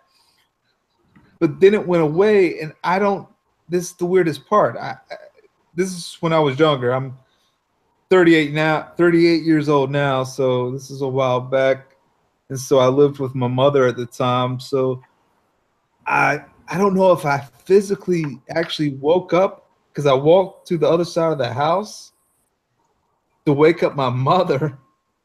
And when I did so, she looked at me and then she had the same face, the demon. It's like the same face that were in my face. And so what I did was and then that freaked me out. So I walked back to the other side of the house where I was sleeping. And then I saw my body I saw my actual body laying there on the sofa.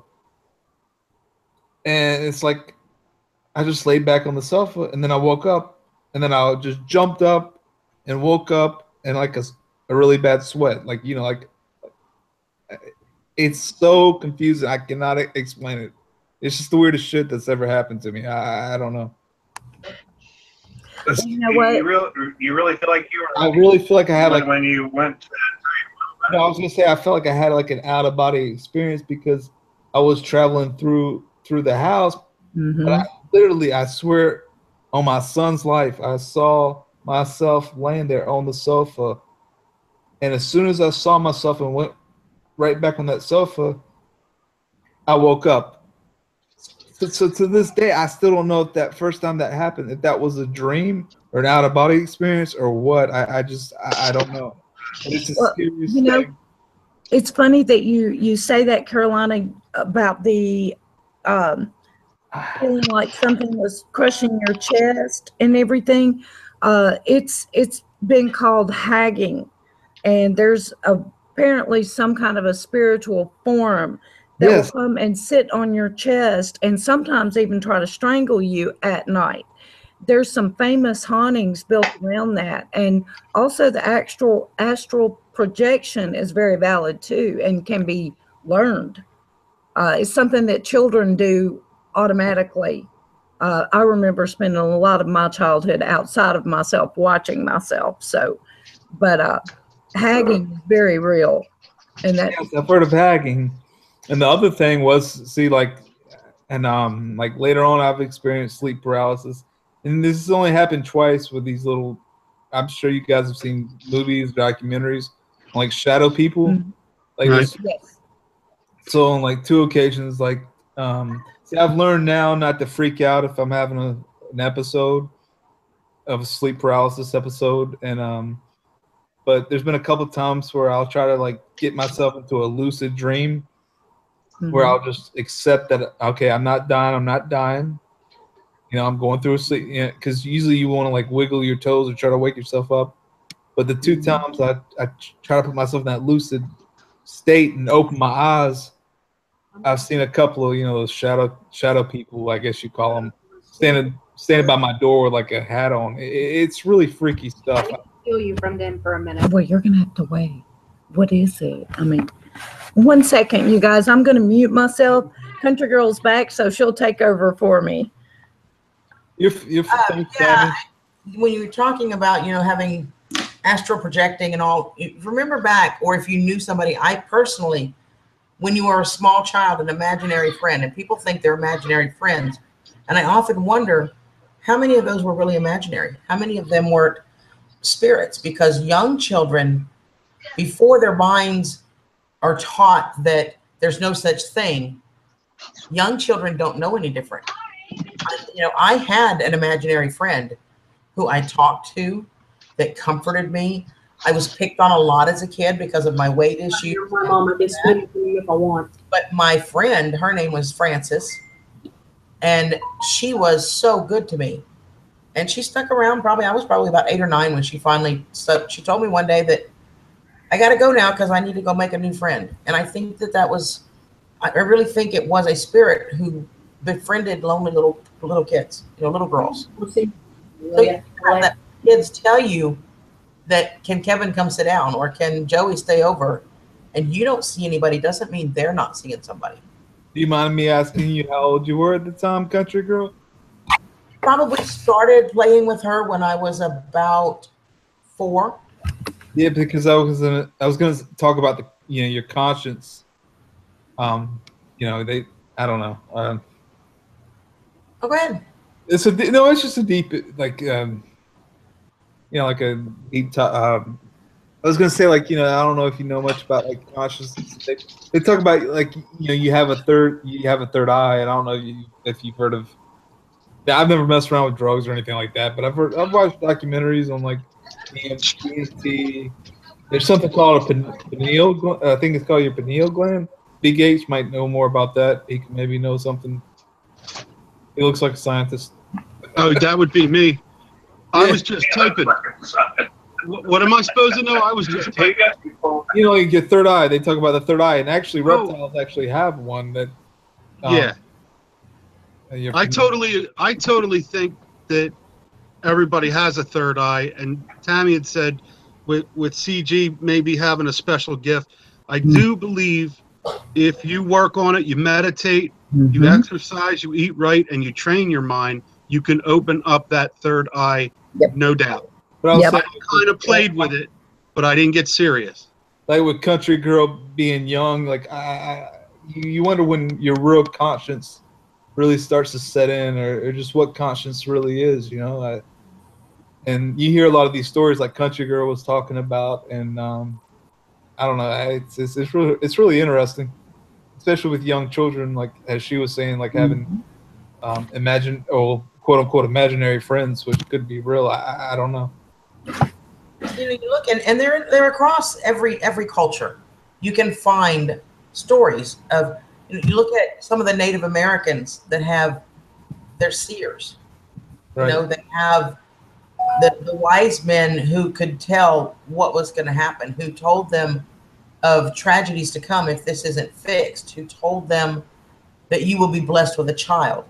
Where does that knowledge come from?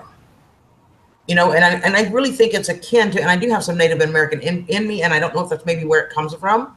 But I think it's akin to when I say I have had vivid deja vu, extremely vivid. And I've never intentionally tried to focus on it. I've just always accepted it as a part of, okay, here we go again. It's not something I focus on, but I wonder if that's not part of it. If it doesn't come from that part of my ancestry. I can see where it would. Absolutely. Yeah. I mean, even the Bible talks about the Holy Ghost, and there's so much more on a realm that we don't know. And that's just like they talk about how we only know 10% of the life in the ocean. It's proven that we only use a certain percentage of our brain. There's so much out there that we don't know and don't understand yet. So I can definitely see how it could come through your genes. I can sure see that. Well, who would you even think of but the American Indians that could have a third eye? I mean, their whole life was based on being able to see past their reality. I mean, think about it. It's got to be in the blood. Well, actually,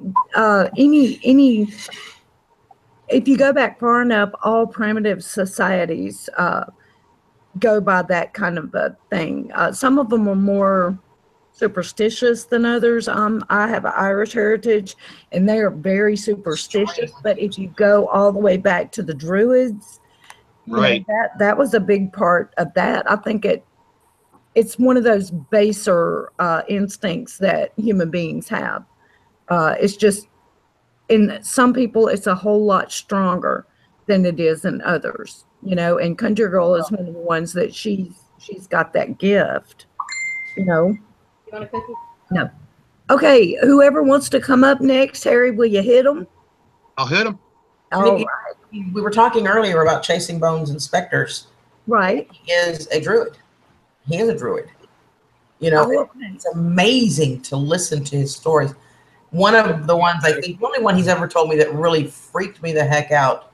He has scars on his shoulder where a demon grabbed him and literally cut him open, literally, Yeah. How do you refute that? How do you, and I think about the human mind, you guys. Scientists say that on average, as human beings, we only use 10 to 12% of our brain.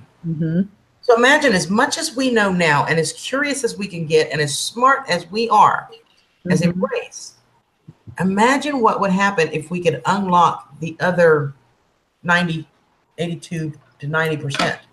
We'd I be don't able know if to I'm fly, going to do that with you all know? the stress going on with my life. No, that was a joke. I'm sorry. And I think that's Oh, Mr. Owen. Owen's up. Any more of my brain, I'd be when really. I want to focus on one of these deja vus, I have to almost, in a sense, separate my mind from what my body's doing. And that's the only way I can really describe it. So I understand when you say you can see yourself laying on the couch. I understand that because I can look when I'm in these episodes, and I can look back, and I'm still sitting right here. I'm still doing what I'm doing. My body doesn't stop. I can be at work and I'm still typing. I'm still doing my work. But there's just one part of my mind that's going. It's like, and it's almost like, the best way I can describe it, it's almost like a movie that's playing behind my eyes. It's in the background and it's playing, and I'm watching this movie, and I can tell you what's going on in the movie. Yeah. You know, so if you think about that, if we only use 10 to 12% of our brain, imagine what we're capable of if we can figure out how to unlock the other 90. You know? There's no telling what we can do to accomplish. All right, Mr. Owen, do you got some story? Do you have some good stories for us?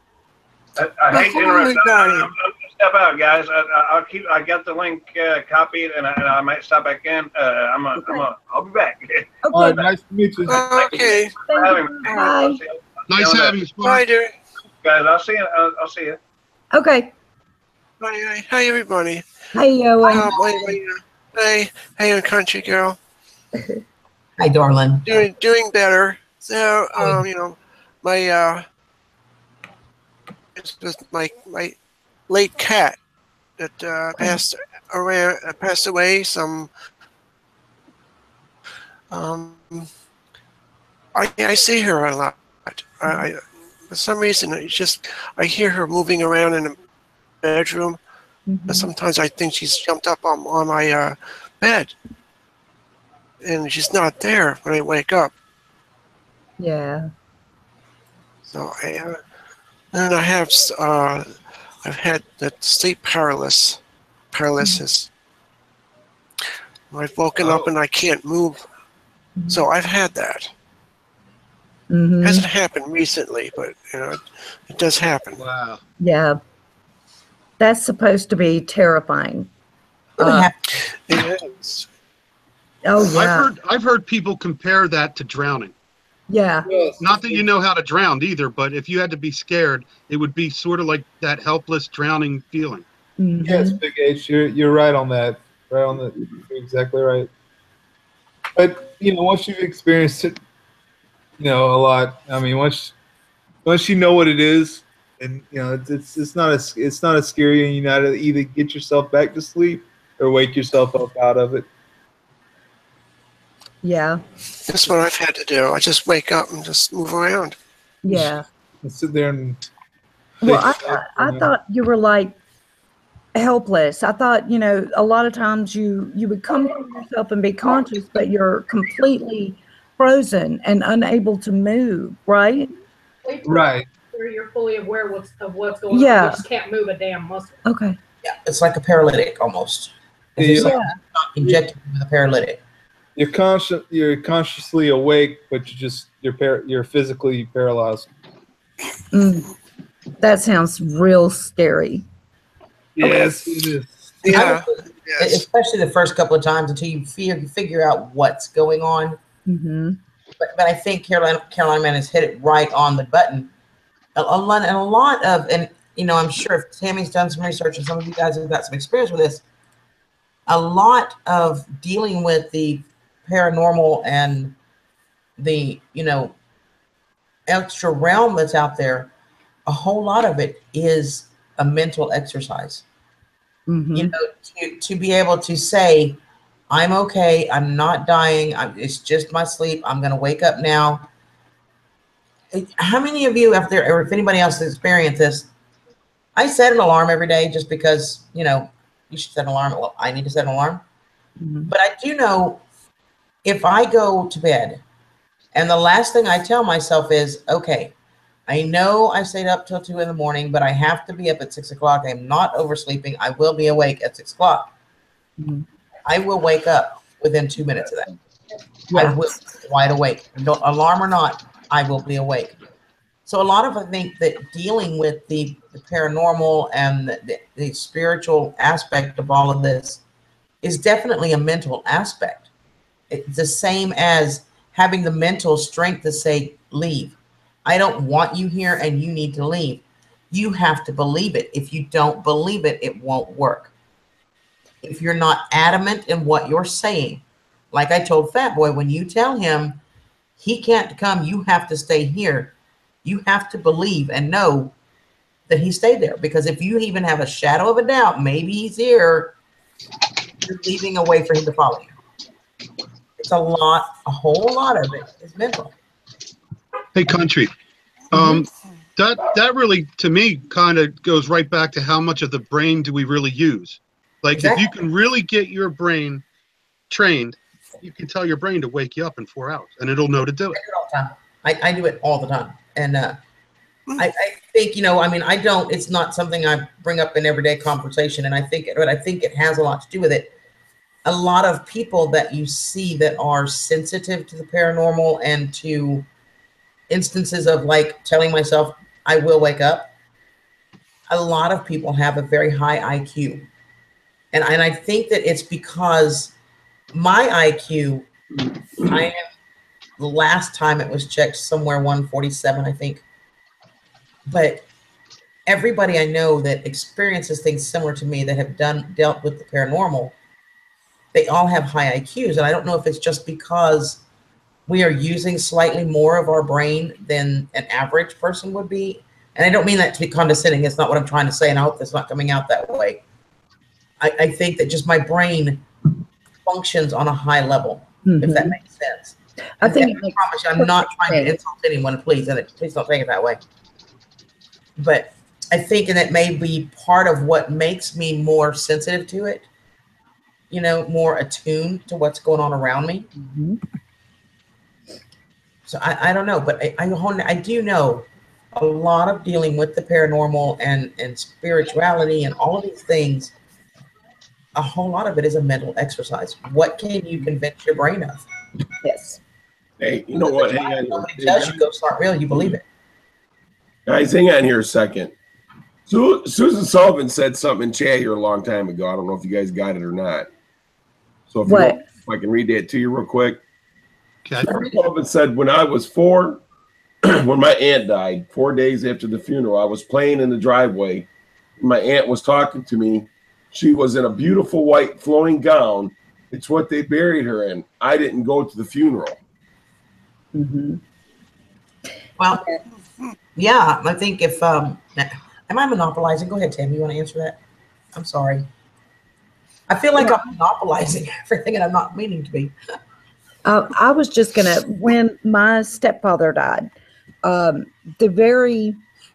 maybe a few hours after he died, I saw him, and he was floating down the hall at his house, and what he was beautiful. It was like a rolling cloud that was just changing all these rainbow colors, but his face.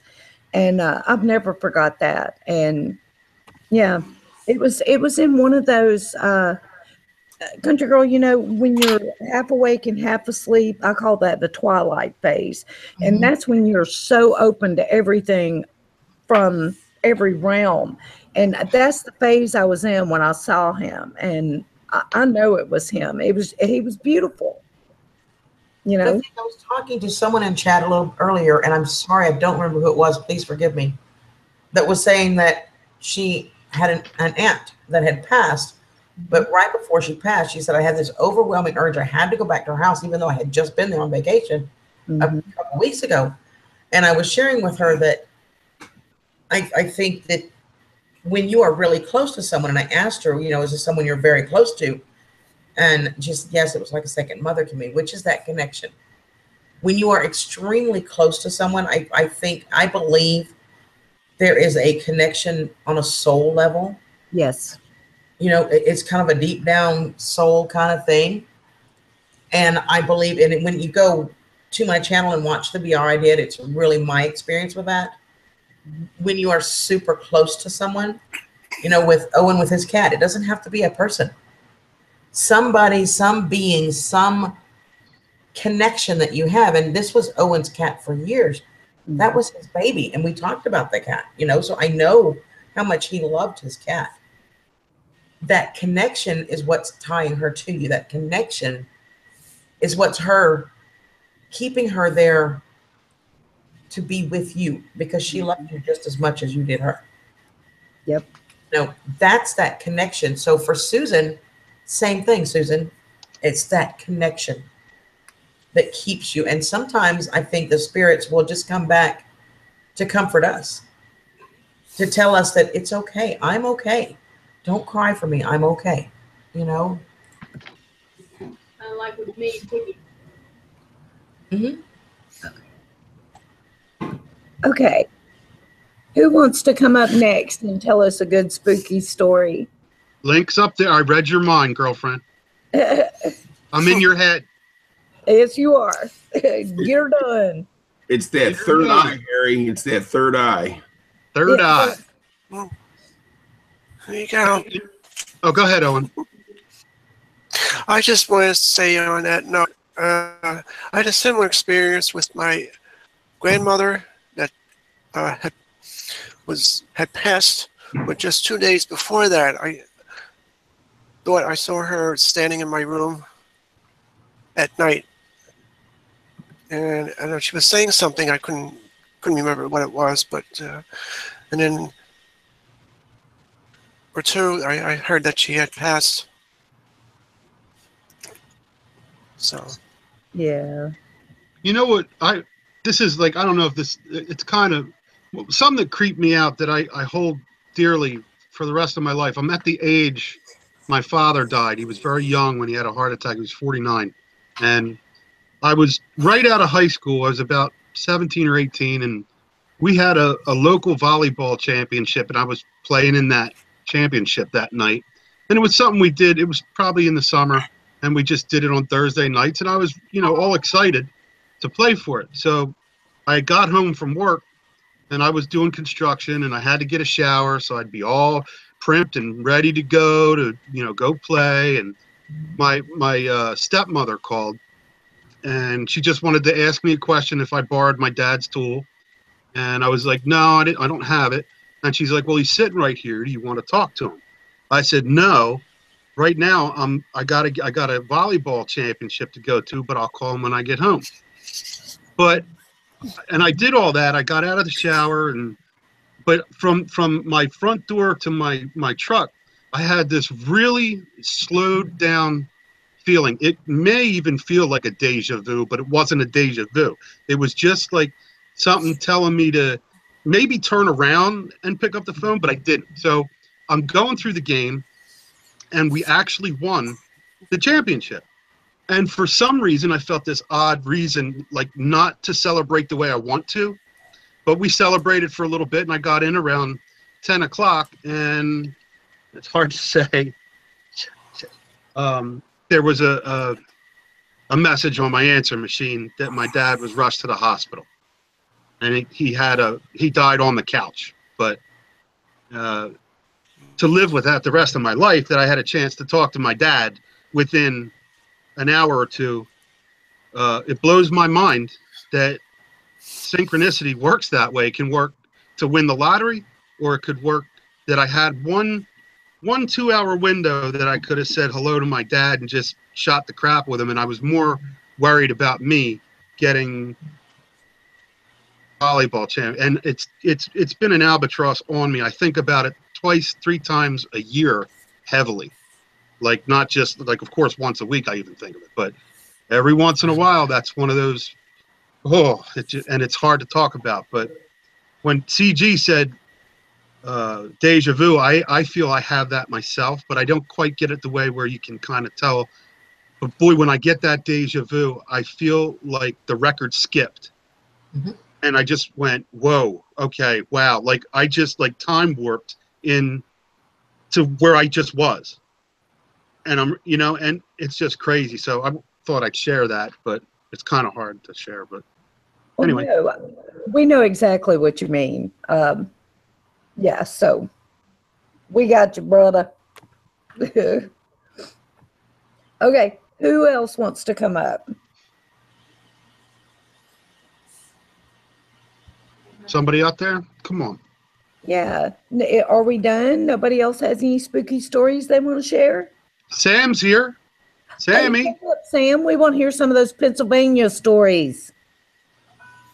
I don't have a scary story, but I've got something scary y'all can look up on Google. Well, we're telling personal scary stories. So Sam, I'll put another link up. Yeah. Yeah, come on up. Me too, Tammy. 3 weeks, and I'll be there in 3 weeks. I'm so excited, Tammy. The other Tammy. I'm going. What she's talking about. Actually, Sam, I believe, is coming as well. I think Sam's coming to Texas, and then we're going to go together to Bobby and Tammy Sprinkles. And we're gonna have a road trip. Sammy, do you want to come up? Let me know in the chat. I'll shoot you the link. I'll shoot it anyway and force it. Okay, hold on a minute. You guys, listen, it is completely cool. And actually, I would like for you guys to sub up to each other. But Larry, some of them don't want to do that, and that's cool too. But feel free to sub up with the ones that do want to, okay? So. Yeah. And yeah, but everybody may not want to, and that's cool too. So, y'all are good. Samwise Goji, get your booty up here. We want to hear some Pennsylvania ghost stories. He says he ain't got one, but I'm going to make him come up and tell us that live. Yeah, come on. There it is, Sam. Grab it. Come on up here. Tim, don't you have some stories, hon?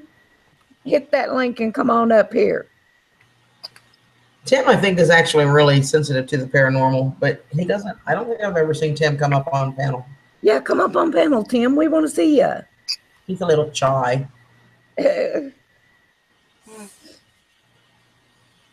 Anybody else have any other questions or something you're curious about that? I don't profess to know everything, but what I don't know, I can Google. Yeah, isn't there, CG, isn't there, you and Picker Rick, don't you have like a ghost pepper story? Oh. They're not ghost peppers, they're Carolina Reapers. Yeah, Reapers, I'm sorry. Well, Reaper, yeah, good. They are Carolina, and actually Sam is part of that story as his drunken one. That's why we're getting him up. And we will be eating one of them live for your entertainment.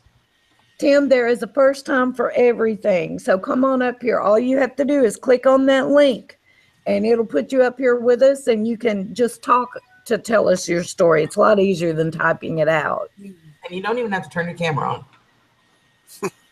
Yeah, that's true. That would be cool. There it is again, in case you missed it.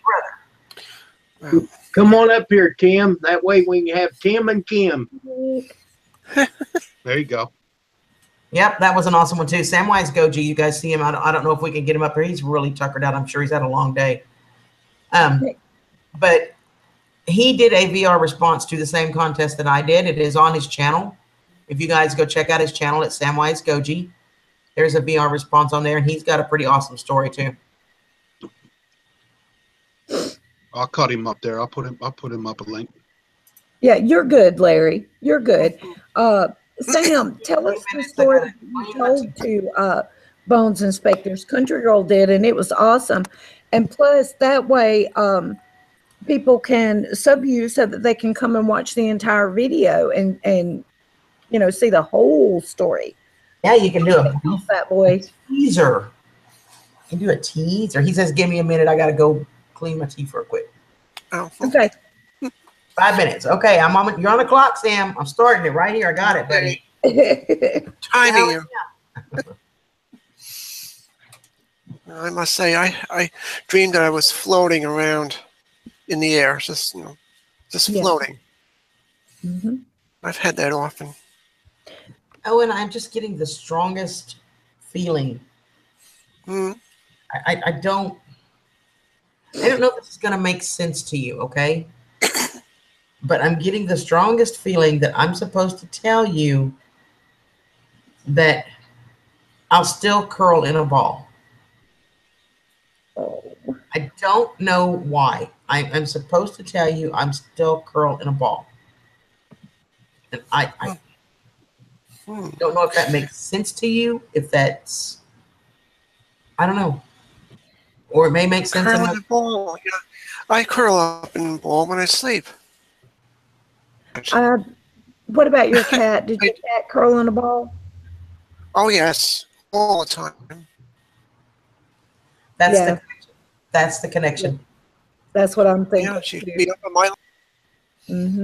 That's the connection. That's I cannot explain that to y'all. It just popped straight into my head. Tell Owen I still curl in a ball.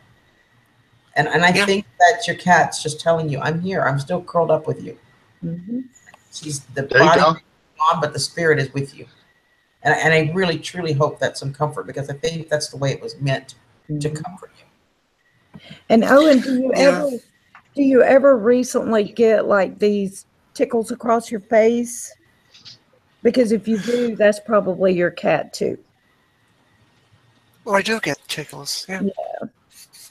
That's probably her too. Was it a her? Yes, it was a she. That's probably her too. Yeah. Look at his avatar. It's a beautiful cat. She's beautiful. Yeah. Yeah, she was.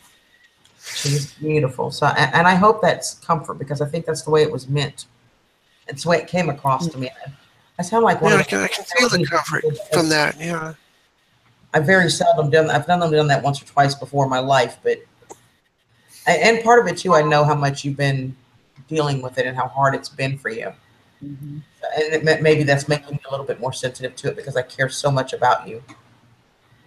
You know, but that's just that overwhelming feeling of comfort is what I'm getting.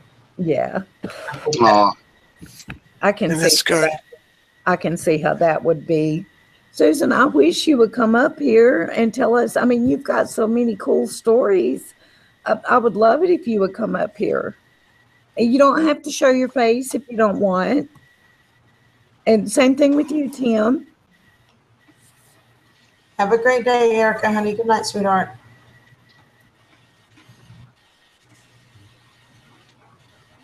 Oh, Larry, you'll love Sam. Sam is just a doll. Oh, yes.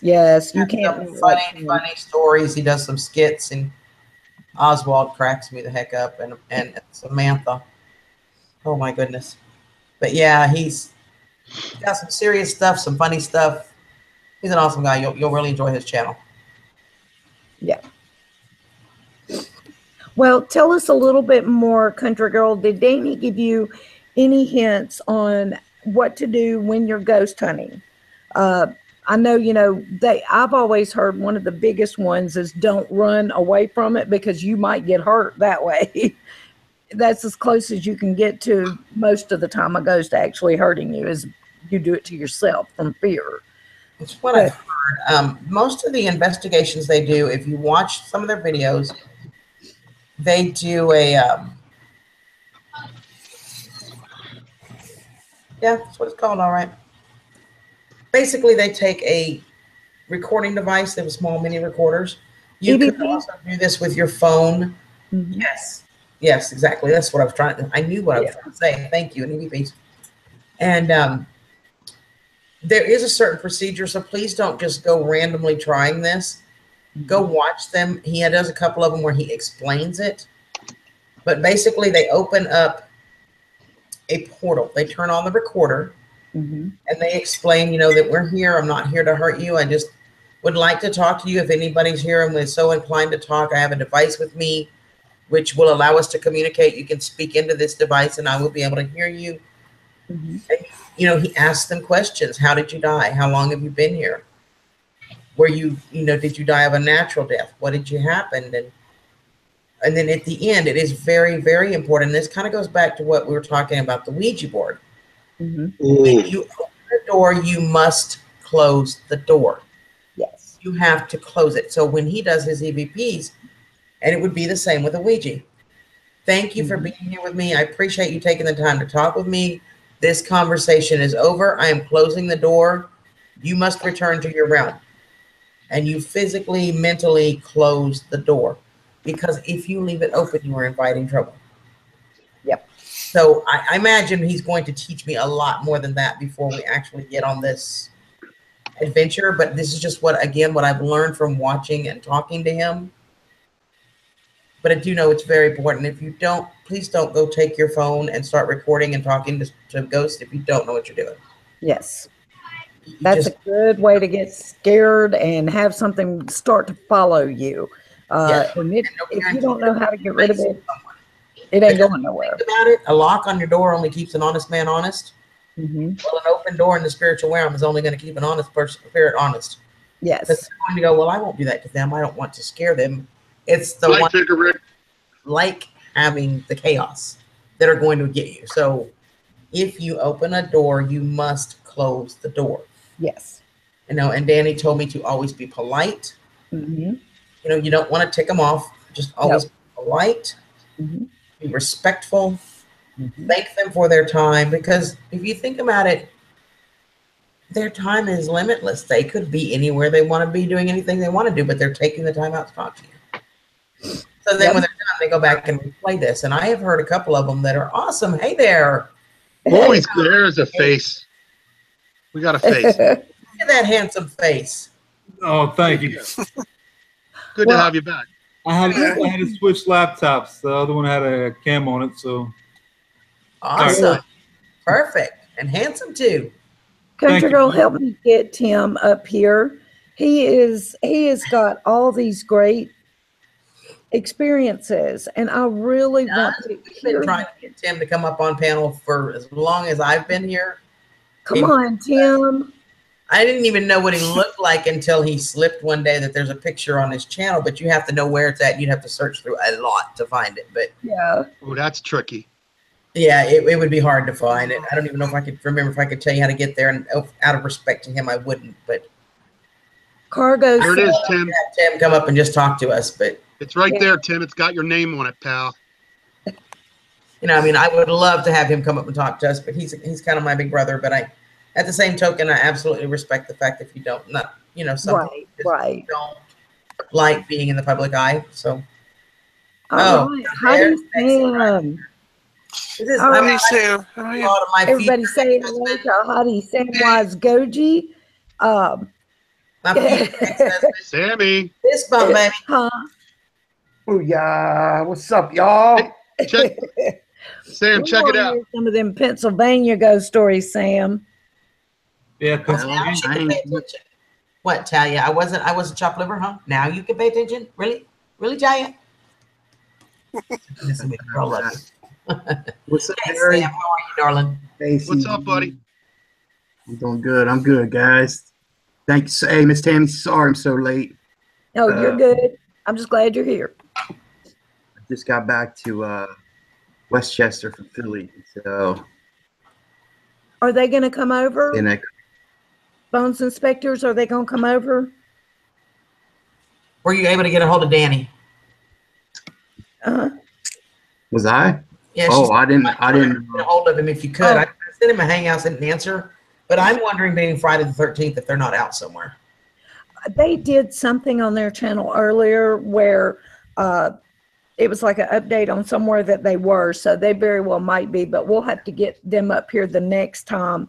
Now, you guys, the next time we're probably going to do it at the circus. We'll do a ghost chat. You guys, yeah? Cool. Or do you guys want to do it here, or? No. Okay. I love talking about this stuff. We do it a lot. Okay, make sure that y'all are all subbed up to Country Girl and Samwise Goji. They usually hold the circus, and we'll have more spooky chats and metaphysical chats and everything there. So you guys don't want to miss that. Okay, so Sam, do you have a ghost story for us or a spooky story for us? Yeah. Now, I will say it's usually not something that I like to talk about after the sun went down in the dark hours at night, which sounds crazy, and I can't really explain it, but it's true. But I don't mind. I don't mind sharing. I have pretty bad night terrors. really bad night terrors at times. And I think it stems from certain things that happened when I was young, with a church incident, and nothing like. So there was a book. I'll just get right into it. There was a book and a cassette tape and some satanic material that was given to me from a fellow classmate when I was in 9th grade, I believe. It was 9th grade. And I was told the book was called The Necronomicon, which I found out recently that the Necronomicon is actually just a fictional grimoire or a book of spells. Yeah, that's not what this book was. So No, wait, Sam, somebody was messing with you. The Necronomicon is like the Blair Witch. That's not where it came from. The Necronomicon is a fictional story. Everything in it, the Cthulhu mythos, all that. So this had to have come from somewhere else. The Night Terrors. They were teasing. No. Hold on. Okay. That's what the book was at the time. That movie had the book in it. I know which one you're talking about. This was like the Dunwich Horror. I think it was Highlander or something like that. Maybe not Highlander. Oh, okay. Like that. I forget. But it was back in the like 1990, I think it was, somewhere around there when this happened to me. But okay, I was given this book that was basically like a satanic Bible. Now, let me say this. I'm in no way, shape, or form a Satanist at all. Never have been. I have watched documentaries and done reading on satanic cults and Satanism, but I've also done much studying on all sorts of religions. So it's kind of like what I do. I study religions. But so yeah, I was in 9th grade, and we went. I grew up going to church every Sunday with my family, and I was old enough not to go to the Sunday schools and stuff. Like me and my two brothers, I'm the middle. So my little brother and my older brother would sit in the pews and bullshit and play games back and forth or whatever. Play our old school Game Boys back then, shit like that, right? So it was a Friday, right? And this dude, this headbanger, a hood, as we called him back then, guys, which I was kind of myself, but he gave this material to me, and there was a tape that he gave me also, and the tape was from a band called Deicide, and I didn't know it at the time. I didn't know it till many years later, but Deicide actually means the killing of anything holy. So whatever, right? And I listened to about 2 seconds of that first song, and I was like, oh man, this is not for me. And I was a music head. I played guitar at the time. I was playing in band. So I'm like, no, I can't do that. I can't do that. So, but anyway, I had put in that book, and it was a small book. It wasn't one of these big book of spells things. It was a little, almost like you see like a pocket Bible type thing.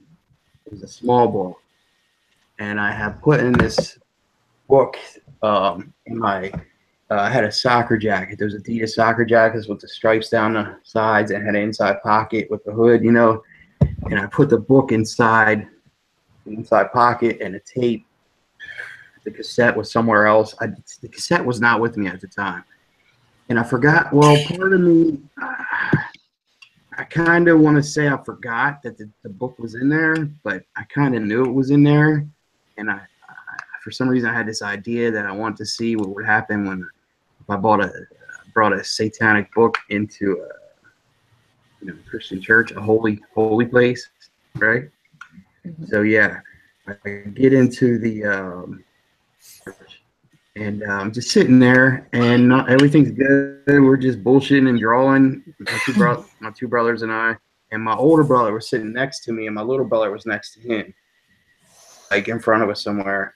Mm-hmm. So we were like in a different section or different pew, Pardon me. So I don't know. Half the service goes by, smelling something really nasty, and it smelled like garbage. Uh-oh. Garbage, Froze. rotting corpse, Okay. stuff like this. And well, and the stench started getting stronger and stronger. At first, I'm like, what the heck? I thought maybe I left something in my coat or something, like trash, or whatever, half eaten, something. So as it started getting stronger and stronger, I'm like, man, somebody else has got to be smelling this. Like, I can't be the only person smelling it. Well, nobody else smelled it. Nobody said anything. And led my way down into that pocket where the book was, this satanic book. And I'm like sniffing down here in the pocket. I'm like, oh my God, this is coming from this book. So I pull the book out and kind of do one of these, and I'm telling you guys, this book smelled like death itself. Like, it was so nasty and foul, and it was like rotting fish corpses, and just, I can't even explain how pungent it was and foul. So I'm like, oh my goodness. And the book started warming up also. It was rising in temperature. And I didn't know what to think. So I'm like, hey, Jeff, man, my brother's name. I'm like, check this out. So I show him. He didn't know I had this book with me. I'm pretty sure he knew I had the book because I might have shown it to him like that Friday night or something, or Saturday. This was Sunday morning, right? And I showed him the book, and I'm like, dude, can you smell this? I'm like whispering to him, and sure enough, he smelled it, and he's like, oh my goodness, what the heck is this? And we're freaking out. So I go to the bathroom and like wrap it in paper towels or whatever I did, and put it back in there. And the book stunk the rest of the service for another half an hour or whatever it was. And we left the church, and literally no sooner did we walk out of the church and got into the car did the books cool back down to room temperature, because it heated up, and the book cooled back down to room temperature, and that smell completely went away, 100%. And later on, I can't remember, I think my dad found out or somebody found out, and he was mad at me, and I had to turn it back the next day in school, which I had no problem with. I don't want no parts to do with this stuff, It freaked me the fuck out big time. And so that's kind of started it. And I don't know how that would have tied into later in life when the next profound thing happened to me. And believe me, man, I was 14 at the time when that first thing happened, 13 or 14, I think. And it was pretty freaking profound to me at the time. And yeah, I see what you're talking about. I thought at first that you meant the Necronomicon, but you were talking about a book that is a real satanic book, like the Reputation. I gotcha. So for some reason, that. Yeah, for some reason throughout the years until recently, when I made that VR video, somebody pointed out to me that what a Necronomicon really is, and I'm like, I always thought the book that was given to me was actually called the Necronomicon, and I don't know. Maybe it was, maybe it wasn't, but I'm telling you, this book was evil and it was satanic, and the dude explained to me as being a satanic Bible that was called Necronomicon. So I don't know, Well, no, there is a satanic Bible, and then the Necronomicon is supposed to be a necromancy book teaching you how to call forth spirits from the dead. And there are a lot of books like that. So you are absolutely right. And not only that, but there is a satanic writer that did rewrite the Necronomicon. And a lot of people do, follow it. And I think a lot of times magic is where, if you give that thought form power, it has power, so. Right. I can see how that would definitely be. Can I, Okay. before I to the next part, can I just say something real quick to Deadhead? Deadhead. There's my Jerry picture and my Steely, and a picture from 1970. No, that must have been the early 90s. Jerry had white gray hair there, white hair. But I was backstage with the Dead, my man. I subbed you, by the way, Deadhead. But anyway. Very good. So, well, everybody in the chat that has said hey that I haven't been able to say hey to, hey, if you got any spooky stories or anything like that that you want to tell us about, Harry will shoot that link to you and you can come on up on the panel. Okay, I'm sorry, Sam. I didn't mean to interrupt you, hon. Oh, no, it's up.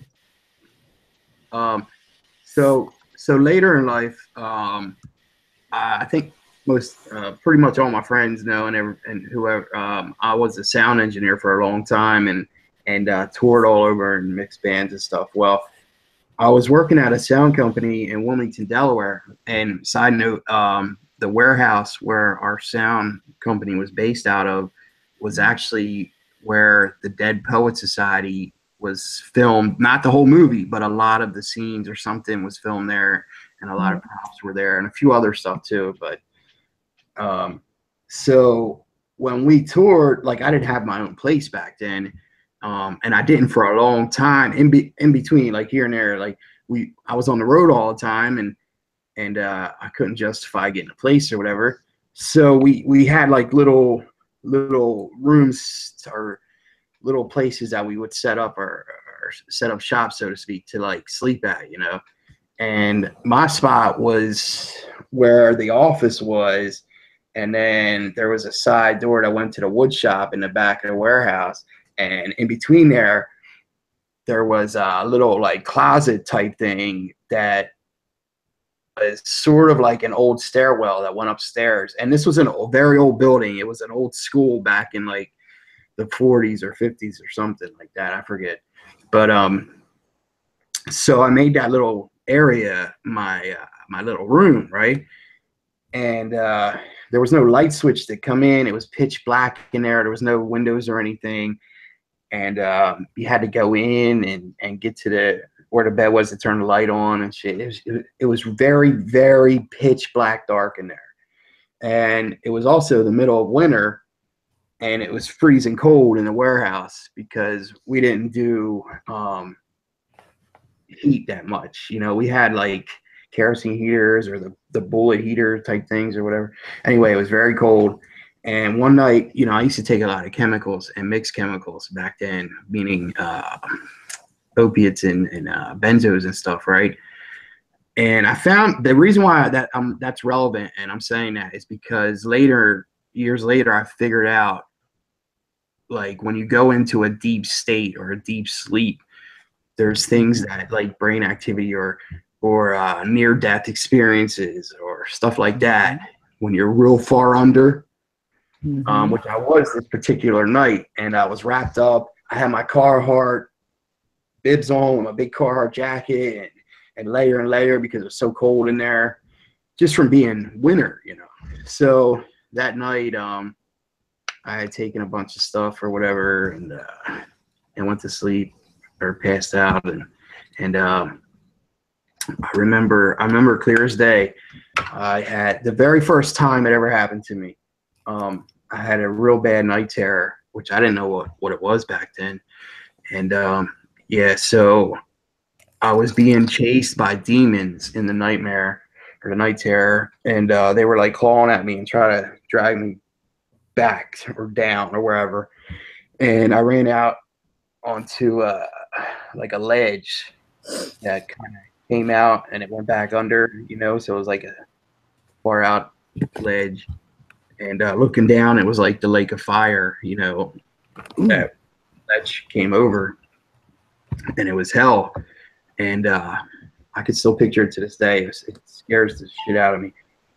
But out of hell, out of the lake of fire, it was Satan, you know, like a demon. Satan came out of it. And I don't remember at this point what he said to me, but All I know is that it scared the living shit out of me. And since that time, I guess I was about 26 maybe when that happened, 25 or 26. And when that happened, and ever since then, from time to time, randomly, I still get the same night terrors where demons chase me and claw at me and this type of thing. So, and it's so real and so vivid, profound that it scares the shit out of me. Hey, Sam. So, hey. A question for you. Mm-hmm. Earlier, we were talking about Carolina Man and Owen, who are both up on the panel with us, have experienced sleep paralysis. When they wake up and they're basically paralyzed. Have you ever had any experiences with that? Once or twice, but not really. More like when you're falling, or you feel like you're falling, or if you get shot and you feel like you actually got shot. There are times where I wake up and I feel like I'm still asleep and I'm trying to get away from the demons, but I can't move. And then all of a sudden I'm awake and I'm able to move then. But there are times where I feel like I'm paralyzed while I'm under, where like I can't move at all. I'm just like frozen in time, so to speak. But I know what sleep paralysis is, and I don't think so. Maybe I shouldn't say I haven't experienced it like other people have, where it's so like weird. You feel like you're being maybe held down, or you can't move at all, or it's really bizarre and scary. Not really. So, Just curious if you'd ever experienced it since we're here. We talked about it earlier. Okay, real quick, everybody. If you have not subbed to Jenny the Baker, she is going to live stream from downtown Salem, Massachusetts on Halloween night. So we're going to get to see Witch Central on the spookiest night of the year. So you guys don't want to miss that. So make sure you sub her, Jenny the Baker. Also, the next time we do a spook chat, it's going to be in the circus. So you're going to want to make sure that you sub to Country Girl and Samwise Goji so that you don't miss out on that. Okay. Now, who wanted to tell the next story? Did you want to talk again, Carolina Man? can I say something real quick? Sure. Speaking of Salem, Massachusetts, if you guys, it's right outside of a town or part of a town called, we would say Peabody, but they say P. Diddy up there. And I've been there 3 times on Halloween, like that you know, a day or two before Halloween, a day or two after. And it's a very cool place to go to. Oh, I bet. Yeah, I went with my first fiance 3 years in a row when I first came out of the service, and man, it's amazing. It's not scary like you would think. Don't get me wrong, it's scary, but I was fascinated by it. Oh yeah, we went into witch circles or Wicca circles, magic, you know, circles like that, and they do like chanting and whatever it was. I don't know. I was just kind of fascinated by it, and there's so many of these like magic shops, like Wicca shops up there that you can go in and get crystals and like you know, like that. It's such a cool place to go to and visit, and the history, like you can go and find out the history, as they say, of what went on with the witch hunts and all that. Yeah, it was a cool experience, and the first time we liked it so much, we went back. Oh yeah, 2 years after that, you know, and then we split up. Yeah, I'm Wiccan. Well, actually, I'm a little bit different than Wiccan because I do have a lot of Christianity parts in my beliefs, but yeah, I think that stuff is fascinating. I love it. I think it's amazing, and you know the Vikings and way back when were pagans, and pagans, people think of the motorcycle gang or the Satanists. It's not like that. Pagans are people who worship the earth. Exactly. Yeah. Exactly. Well, if you want to be strict with it, Jewish people are pagan. Right. You know, if you, I feel like spirituality is so wide and varied that it is really hard to label anybody because it is so individual. And as long as you're a good person and everything, I mean, Right. that's just me. But so who else wants to tell us a good spooky story? Nobody. Somebody has to have one, or either that or we need to force Tim to come up here because Tim's got all kinds of them and he won't come share them with us, y'all. So I tried to get him. He's tough. Yeah, come on, Tim. Never come up, so. Is that Carolina man in the red? Hi, Harry's family. Absolutely. Hello. What's going on? Hey, Carolina man, I'm going to sub to you now. First time for him, so Tammy got his live stream chair. Thanks for your story, Sam. Oh, thank you. Danny is here. We also got the Hangouts. Chasing Bones Inspectors. Yeah. Gary, you need to put a link for him because if you guys want to talk paranormal, there is no better person out there than Danny. Absolutely. Come on up here, Danny. If you don't know him, you need to go sub his channel. He is phenomenal. He and his family, my team, love you.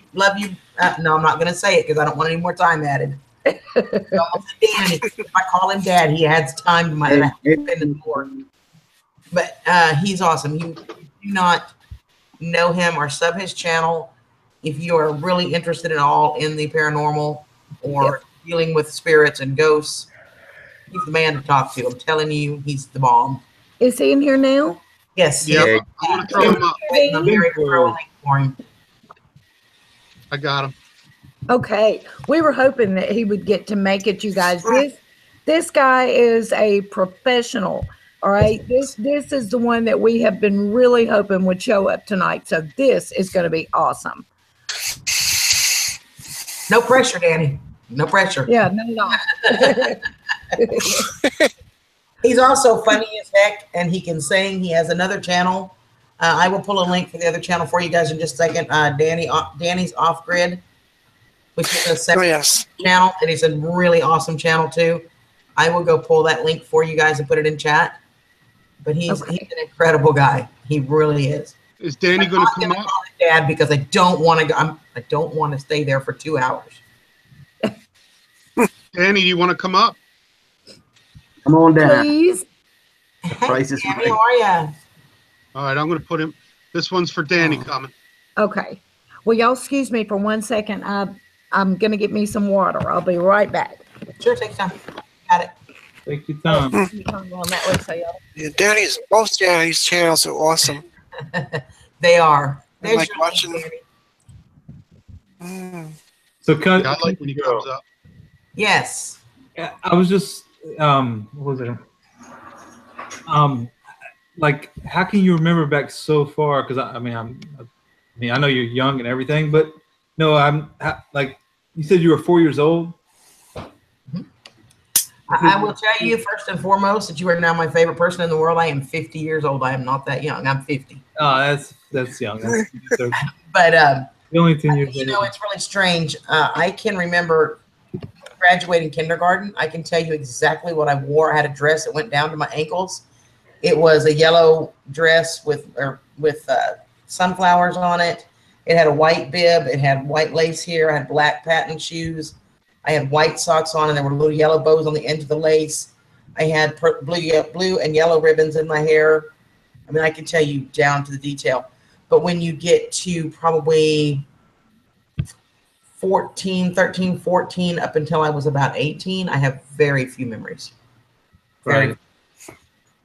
I don't know why that is. I know there were stressful times for me at that point.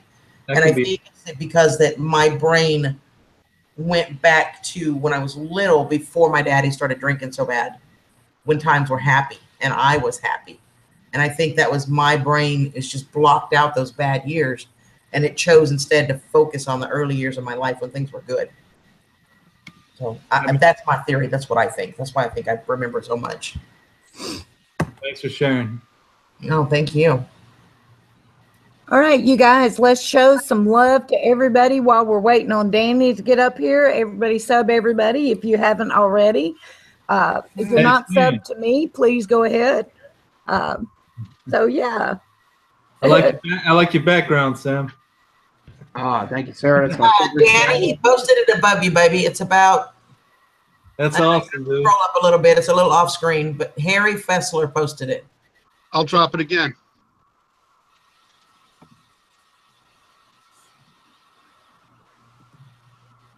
And I just posted as well, Danny's off-grid flat. That is his second site. All right. You still with us, sir? Have you guys been going for a while? Did you start at 7 or 6? 6 each. Oh, hey, Teeny Sprinkle. I hadn't seen you yet to say hey. Hey, I started all at 6 my time, so almost 3 hours. All this is new to me, so. You're doing a great job. You're figuring it out. You're entertaining. You're interacting. You're doing a great job. Yeah. I would have never known if you hadn't told me this is your first time on a panel. I would have never known. Nope. Here he comes. Well, it's been a while. It's AOL, I think. I said Danny, not Daddy. I did not want to get in trouble. I said Danny. I love you, brother. How are you doing, sweetheart? I'm doing good. How are you? Doing well, thank you. I've been bragging about you, so I'm glad you were able to come in. I'm honored, Danny. Thank you so much Danny, for joining the panel. How are you, buddy? I'm doing great. Hi, everybody. How you doing? I'm doing. What's up, Dan? Oh, you know, same old, brand new. It's all good. Danny boy. Okay, well, Danny, we are all telling spooky stories tonight, but we're also talking anything about the metaphysical, any kind of ghost hunting tips. Country Girl and I have been telling people, you know, how to get rid of a spirit if it's bothering you. So we thought maybe you could tell us a little bit about when people need to call someone else in to help them, like in the case of a violent spirit, or at what point should they consider getting help? And this is the gentleman that I told you I was quoting, that it was his information, not mine. I learned it from this gentleman right here. Well, most times people can get rid of it themselves. A lot of it is you've got to be 100% sure in what you're saying and what you're doing, and believe in what you're doing. Mm-hmm. If you don't have that, you've got no hope. Then you got to get somebody else, right? If it ever gets violent or something seems really, really dark, it's best to get someone who's dealt with that kind of stuff before, just in case it's something really evil. But there's all kinds of people that can help you with it. So, and two, the other thing is if your house is Christian, then you're going to want somebody with a Christian background to help you. If your house is shamanic, like if you have shaming type of belief, then you want that type of person. Because if it's not, the person doing your work doesn't have the same sort of beliefs, or if you don't believe in what that person's doing, it's not going to work. Mm-hmm. Well, I'm gonna Country Girl, would you give him like questions and stuff to answer stuff that we haven't covered yet? One of the things that was asked that I knew just a little bit about, and I am not even going to try to remember the word. I'm just going to describe what it was. I did pronounce it, though. One of the gentlemen, I believe it was David Deere, asked if you know anything about that long-ass word that basically means a spirit taking a physical form. Is that possible? And if so, can it be dangerous? Apparition. Physical form. Absolutely. If a spirit's got enough juice to show his full form, then he's got enough juice to throw a car at you, you know. Yeah, it can be dangerous, but most spirits aren't really bad. Most spirits are just trying to let you know that they're there. You know, a lot of the times people get really, really scared and freaked out because something happens. But if you stop and think, now, was that vicious? Was that mean? You know, or was it just saying, hey, I'm here? You know, a lot of times that'll take the fear out of it. And once you get rid of the fear and you can look at what's really going on, a lot of times it's not bad. And apparitions can get pretty strong, yes. Well, I've learned, and some of it through talking to you and some of it through my own instincts, that, you know, we've talked about before, that if you can get past the fear, if you can calm your mind and you can feel, usually to me anyway, I can feel the difference between a positive energy and a negative energy. Yeah. I can feel that there's an intent there almost, for lack of a better term. But I think that's what you and I talked about, and what I've learned so much from you. It's just incredible. Yeah, trust your gut feeling. That's the main thing. And everybody trust your gut feeling. If you think something's crappy, or you think something's bad, or something's evil, or something's not actually a spirit, it's more of a demon, trust your instincts, because your first instincts is gonna be right. A demon will try to appear to be good and do good things, but then you still got this underlying fear. Then trust that, because it's probably not something that's good. And also, I wanted to see, you can explain it better than I did. I touched on it. You remember when we're talking about what I always thought of was just incredible deja vu, and that I could tell you what's going to happen. And you explained it so much better than I said. Well, it's kind of like this timeline thing, and it's like I skipped. And where is Danny? He can explain this better than I can. I understood it when you told it to me. Explain what you told me about that. Okay, well, on the world, there's all kinds of different lines that go underneath the ground, right? And everybody knows about those, I think. But we call those the directional lines. There's other names for them too. The world is set on a timeline. Now, if you think about it, to go around the sun, the world follows that moon, right? And we all have timelines, every one of us. So done, and they're gonna do, it's already on our line. If we're gonna do it, we're gonna end up doing it, right? Well, sometimes when you sleep, you can see what you're gonna be doing in 3 or 4 months. So you'll end up in a situation where you go, wait, I've been here before, but I've never been here. And some guy with a red shirt's gonna come out that door. And sure enough, that guy with a red shirt will come out the door, you see? Because you're fulfilling your own prophecy. You're fulfilling your own timeline. Now, you can stop that at any time throughout the day. If you're going along and oh, yeah, this is going to happen. And you can say to your buddy, and I've seen people do this. Oh, look at this guy's going to say this. And then the guy will say it, right? You can change it by saying anything different. If you change that thing, and that's the one thing, the future's not written in stone. So when you come up to a situation, you can change that just by changing what you're doing. If in a dream you're walking and you turn right and you get hit by a car, then don't turn right, go left. Like you can change it. Mm-hmm. That's you guys, Tim had just said that he was present during an actual exorcism, and we can't get him to come up here and tell us all this stuff, and we want to know. Yeah. To flip Tim a bird for not coming up here, Tim.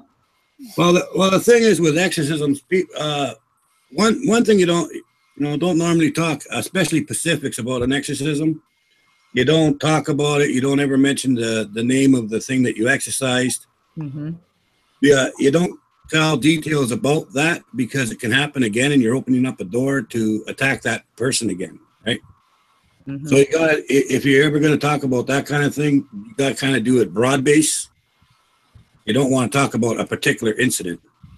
So you mean like if you were to call that demon's name, see, I always thought that knowing its name gave you power, but if you exercise it and then you call its name, it can come back. That's like opening the door.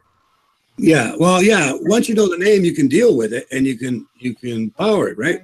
Right. But then say next week you're going around, you're telling the story, and you mention its name. This person's never dealt with it. This other person's never heard of him. Now he has. Okay. Right? You see what I mean? Yeah, I do. They say that there's a lot of power in the name, so I can see how that would be. So yeah. Yeah, I mean, like you can battle it and you can win it, and you know his name, so he's not going to bother you again, because you guys already dealt with each other, right? Right. But you mention his name to someone who's never dealt with him. That's opening the door. He goes, I got invited over here to this person. Now he knows my name. I can scare the crap out of him, and then I can take control. That's right. That makes a lot of sense. So if you're ever going to talk about that kind of thing, keep it broad, open, and don't ever mention the name. Okay. Well, we can't get him to come up here and tell us. I would spank him, Gene, right? But okay, do any of you guys have any questions for the professional? Mr. Danny, while we have him up here, if y'all have any questions for him, now's the time. Excuse me, I'm losing my voice. Now, if y'all really want to talk scary, try to get Danny to tell you about the demon that scarred his shoulder. That's scary. That's what I was going to suggest. Yeah, that's a great story. Every time he tells that story, I get chills. I've never heard the story. If you don't mind. Oh, man. Oh, you want to hear that story? Oh, yeah. I've heard it times. It never gets old. Yep. All right, I'll tell you. I was working in a foundry, and it was a big oven, right? And it was a sulfur mill, so we're shoveling sulfur. We got the coal, we got the perfect storm, right? Right. Anyway, I got my back turned to the back side of the shop, and I'm working, and these guys go, "Holy crap! Look at that! Look at that!" And I said, "I ain't got time to look at that. I'm working." Right? So the guy says, "There's a demon." So I didn't believe him. I said, "Well, you can take a long, hard suck on my ass. I'm working." Right? It was a bad idea because I got hit in the chest, and I flew across the room, and my back hit the wall. Right, and I slid down the wall, and I was like, "Holy crap!" And then I seen this big black thing, so I ran out the door to go across the yard. And as I got to the pipe shop, which is a different building, I grabbed the door and opened the door to go in. This thing grabbed me on the shoulder like this, right? Right there. See that scar right there? Yeah. That was from his claw, and it burnt me really bad right here. And I went to the hospital, and they were trying to do all kinds of stuff to stop it from burning. It wasn't burning until the priest came in and blessed it. Then it stopped burning. But yeah. Oh wow. So yeah, I carry that with me to today. So yeah, that's spooky. That's crazy. Okay, well, you guys, I am gonna have to sign off here because my boyfriend will be back in about 5 minutes, and he'll want his computer back. So, I'm gonna jump back on my tablet. Where are we going, y'all? Are we going to Country Girls, or are we just gonna call it a night, or what? Well, y'all give me 5 minutes for a smoke. I'll fire mine up if you want me to. I know Sam's had a long day. Yeah, I don't want to fire one up. It's all you. Yeah, he can come hang out with us if he wants, or just sit back and listen. And I got a big old yard sale tomorrow, so I probably have to hit the hay. But I had a blast. Cool. Well, everybody, y'all give a clap for Harry, the world's greatest moderator. Yes. Awesome, Harry. And thanks all you guys for joining us, everybody on the panel. This has been so much fun. I had a blast. So next time we'll be doing it at either Samwise Goji's or Country Girls, and I will see all of you guys then. Thanks, guys. Thank you, Tammy. Absolutely. Have a good night. Thanks for having me. Thank you for letting us have. I loved it. Danny, good night, chat room. Tammy, thanks. Danny, are you coming over to my place, baby? yeah, I'll come over there. Hey, I gotta give myself a little plug here. All right. Okay, go for it. I just uploaded the best of our 3 investigations. And there's some crap on there if you want to see something spooky or something that's going to freak your ass out. It's only about 10 minutes long, right? But there's some crap on there that even I was surprised to get. So Awesome. I've seen some crap, let me tell you. That's Chasing Bones Inspectors, you guys. Don't forget to go check this video out. It sounds great. I don't have a cigarette, so y'all give me about 10 minutes. I will fire my live off, and we can pick this back up on my channel. All right. Okay. Good night, guys. And I will pop my name in here one more time. That's me. If you need to sub, so you can find me, or just remember my name. You don't have to sub. Just remember my name and look for me. Search. But yeah. I'll see y'all in a few. Thanks for having me, Tammy. Oh, I've loved every minute of it, hon. Y'all have a great one. I'll see y'all over there. Nice to meet you guys. All right. Thanks for having me, Tammy. Oh, yeah. Tammy, thanks.